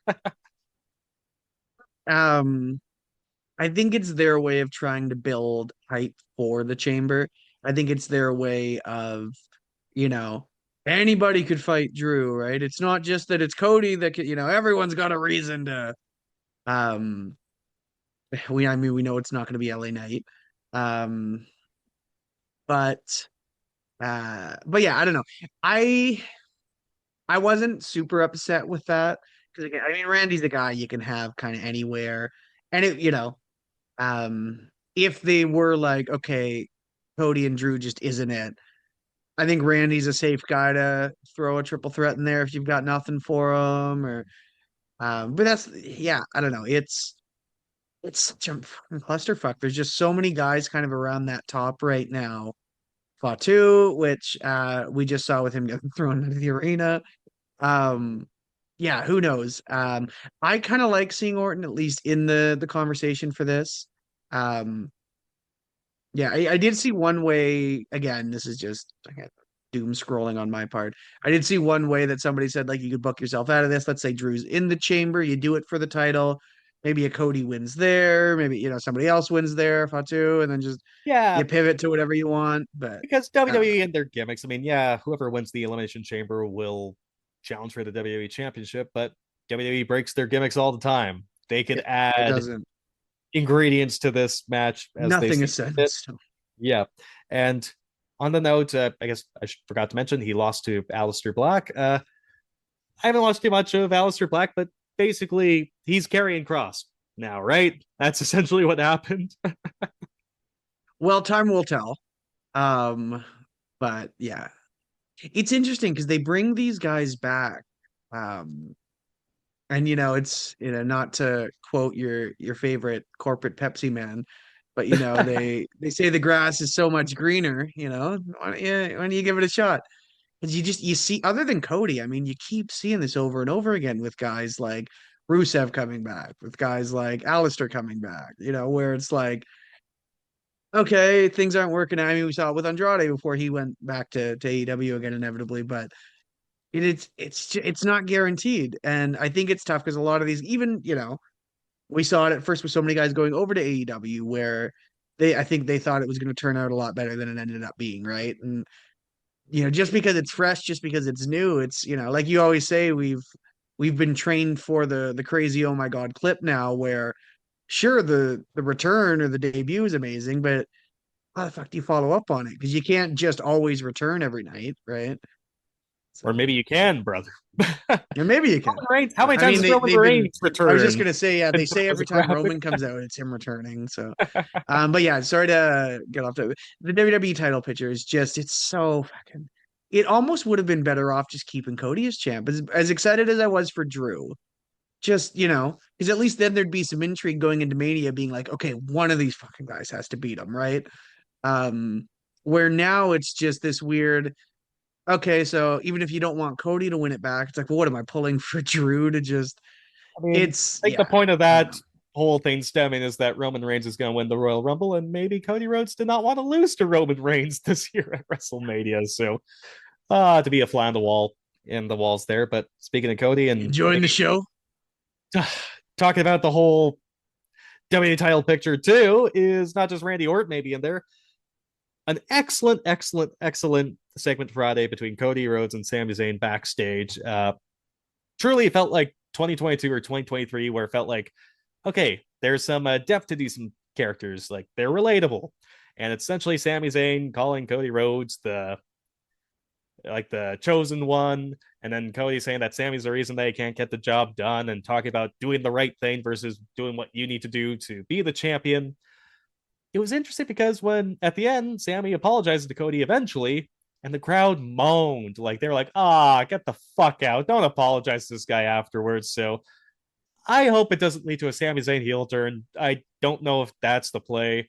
And like, quite frankly, Sami Zayn, I mean, he lost to Drew McIntyre. He's the real losing loser who does nothing but lose, quite frankly. Yeah, I don't know. It feels like they're trying to figure out maybe what works as a pivot, because I sincerely hope Drew McIntyre and Cody Rhodes again is not the final play. But between Jacob Fatu and apparently Randy Orton and Sammy, they're still trying to maybe see if there's a mix that might work for a main event. But I don't know. Do you think Sammy's getting in this picture somehow, some way? Is there maybe more ingredients, or are we just trying to gaslight ourselves into thinking this has to be better? This has to be better. No. Real quick, just kind of because I forgot about that that segment. It was really well done, but what kind of made me chuckle was I saw a TikTok from a fan there who I'm guessing was dragged by her boyfriend, and it said it was filming that, and it said when you forget that wrestlers are just really active theater kids, and it's Sammy doing the whole like. And I'm just like, man, that's just, and it took me, I was like, that's so fucking funny. And it killed the legitimacy of it for me because I just pictured Sammy. Yeah. That's why it's freaking, you hear like Paul Heyman, for example, we need to be nominated for Emmy Awards.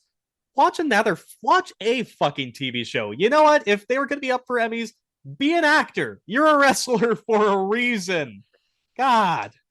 That being said, though, I will say the best wrestlers are usually the ones who can act, but it's not like it's tough because it's one of those things where it is a little bit of maybe this is a topic for another day. It is a little bit of everything, but by no means is a wrestler an actor, I think, in that sense. But so many of them, I mean, we've seen it now 4 or 5 times with guys like Cena, Batista, obviously with The Rock.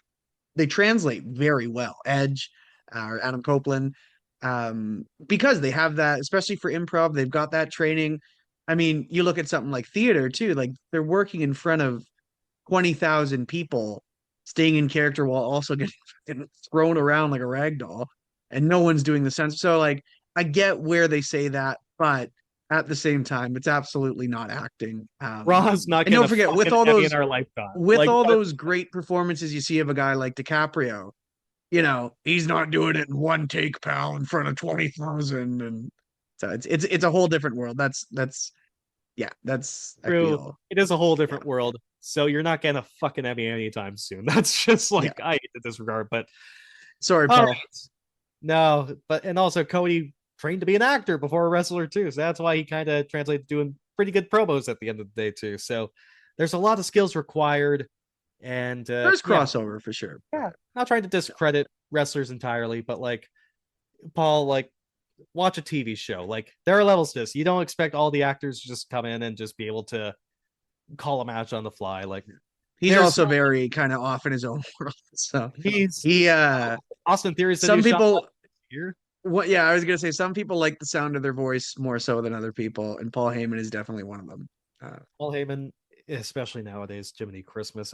Very quick, we do have an Elimination Chamber pay-per-view on Saturday. Next time we'll be recording will be on probably Sunday. Is it? No, it's not leap year. Oh yeah, it'll be March on Sunday. Thank goodness. February's almost over. Good grief. But we got 4 matches. So the Elimination Chamber match to determine who challenges for the WWE Championship at WrestleMania 42. Randy Orton, LA Knight, Cody Rhodes, Javon Evans, my guy, Trick Williams, Superstar, my guy, and Jey Uso, nobody's guy. Who do you got winning that match real quick? Cody. I would like to see them do something else, but Same thing like I said with fucking the Rumble is there's no point in fighting it. We're getting Cody Drew. Um, yeah, maybe Fatu does something in there, but I think you had mentioned it last week too. It's Cody's to lose. I don't see anybody else. I would love to see a guy like Trick, but I don't think they're there just yet. No, not quite. And But yeah, Cody, I mean, look at WrestleMania ticket sales. You still need your top babyface, but they could still add some ingredients afterwards, hopefully. yeah. The other Elimination Chamber match challenging for the Women's Championship at WrestleMania 42. Oh, yeah, I guess let's think quick just because I almost dropped my phone. This evaded my mindset just because it shows how much I'm invested in it. Liv Morgan challenging Stephanie Vaquer for the WWE Women's World Championship at WrestleMania. So the winner of this match will challenge Jade Cargill or whoever's the WWE Women's Champion is. Tiffany Stratton, Rhea Ripley, Alexa Bliss, Asuka, Kiana James getting the spot, and then Raquel Rodriguez. Who's your take? You know what was interesting? I kind of had Charlotte. And then obviously she didn't qualify. Um, I guess you run back Tiffy, but again, that's just I don't know. I don't want to see that. Like, it'll be fine, but like, yeah, I can't even count on Jade being in this match. I don't know. She did sell a lot for Jordan Grace on SmackDown recently, so I don't know. This is one where I'm wondering who wins here. You know what? When push comes to shove, go with the biggest star. Rhea Ripley would be my choice just because really, I don't know, when I don't know what's going to happen, I'll always lean on the biggest stars. So I'll say Rhea Ripley until proven otherwise. Speaking of women, Becky Lynch defending the Women's Intercontinental Championship against AJ Lee. I imagine that they're probably due for a rematch. So whether it's a WrestleMania or a little bit later, I think you still need the chase. So I'll go with Becky Lynch retaining the Intercontinental Championship against AJ Lee. Ace. I got AJ, and then with the rematch, you have Becky win the belt back. And then finally, the most suspense, a real coin toss, CM Punk in Chicago defending the World Heavyweight Championship against Finn Balor. Go either way. It's a toss-up. CM Punk wins this. I don't know if the Judgment Day will have more conflict and maybe hint at another breakup, but I'm sure maybe you see the Judgment Day try and interfere on behalf of Finn Balor. Finn doesn't want it. CM Punk still wins, and then maybe get Finn Balor and the rest of the Judgment Day at WrestleMania, maybe WrestleMania next year, because who knows what the timing and how long they'll want to draw this one out. Third inning, baby. Yeah, I don't think anybody's calling Finn. I'm sure there's maybe sure Finn's family want him to win. But yeah, nobody I know is expecting a boy Balor to take home the championship. But fun. I mean, I don't know. CM Punk. Yep. And then this won't be a match. I mean, we got maybe our 4 matches, but then maybe a 5th segment. There's a crate that was shown. Oh, yeah. I'm surprised that is supposed to be opened at the Elimination Chamber. There is speculation that it was perhaps going to be Chris Jericho, but it's been reported. Who knows if this will continue to happen? That is reported during Chris Jericho's time away from AEW that his contract has been frozen. Usually you see that with wrestlers who are injured, say if you need 9 months to recover from a surgery. Okay, you still get paid during those 9 months, but your contract is extended by 9 more months. I want to get that time value out. So don't really see it too much with talent who are just taking time away. Usually, a lot of times, Tony Khan will just, especially if it's someone he's putting on ice to quickly, put on ice until their contract expires. Their contract won't be frozen. So who knows if that's the case with Jericho. Seems like the main favorite is Danhausen. Very nice, very evil to come out of a box. It seems like his AEW deal's up. Ace, are you excited for Danhausen? Do you want Danhausen? Is this going to be the gobbledygooker? What do you want to see from this frickin' crate? So I love Danhausen. I actually didn't hear that he was rumored for the crate. I don't see that personally. Tough Check Wrestling exclusive. Yeah, we're breaking something to me. But no, times like this, I don't like to get my hopes up. Because I did hear about possibly Jericho, and then of course with him. But I just think it's going to be something dumb, like it's going to be some sort of promotion for something or some new fucking specialty WrestleMania 42 championship belt you can buy for $3,000. It's I don't know if it's gonna be a wrestler. I know whatever I think it's gonna be, it's not, and it's gonna annoy me, and it's gonna be something else that's designed to take money out of my pocket. It'll be Yeah. one gigantic dude wipe. So There you go. That's actually we could get some value out of that. Lord knows. yeah, I was gonna say we could use them. Too good. Anyways, should be fun. Of course, that Saturday, I mean, for big shows the rest of the week, we got AEW Dynamite on the Wednesday, Collision on the Saturday, and then the big show on the Saturday, WWE Elimination Chamber from United Center in Chicago. We'll see more finalized details of what WrestleMania this year will be looking like. We'll probably be back here on Sunday, March 1st. Happy March, Ace. Do you and Brooke have any other sort of anniversary on the Sunday that will take up time there? I don't think I got any overtime to deal with. I was gonna text you this afterwards. We might need to talk about that because our it's our tech weekend for Cyrano, which means Sunday we're doing levels all day, from like 8 a.m. to 8 p.m.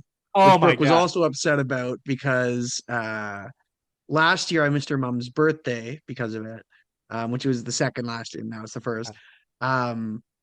So yeah, so I'm there all day. So I was gonna say, depending on what your schedule is, maybe an after a chamber deal. But we'll work that out a little bit more this week. But yeah, right as you were saying, and I think you said it like an hour back or whatever, but I was like, I'm gonna shoot him a text about that. But I might as well tell y'all because it's a good chance to plug Cyrano de Bergerac as well. Playing live in God, how many days are we now? A little over a week. By the Give me a time this full comes plug. out, a week. Yeah. March 5th is opening night, the Malaspina Theater. Yeah, we run, I think, until the 14th totally. So you've got what, 8 chances to come see us, 9 chances to come see us, and a matinee. So Holy yeah. smokes. I don't think Paul Heyman's seeing an Emmy anytime soon. I think you deserve a Tony But I might be amid that schedule. But yeah, best of luck with that. So yeah, I'm sure we'll figure something out. I'll have the flexibility. I got the time.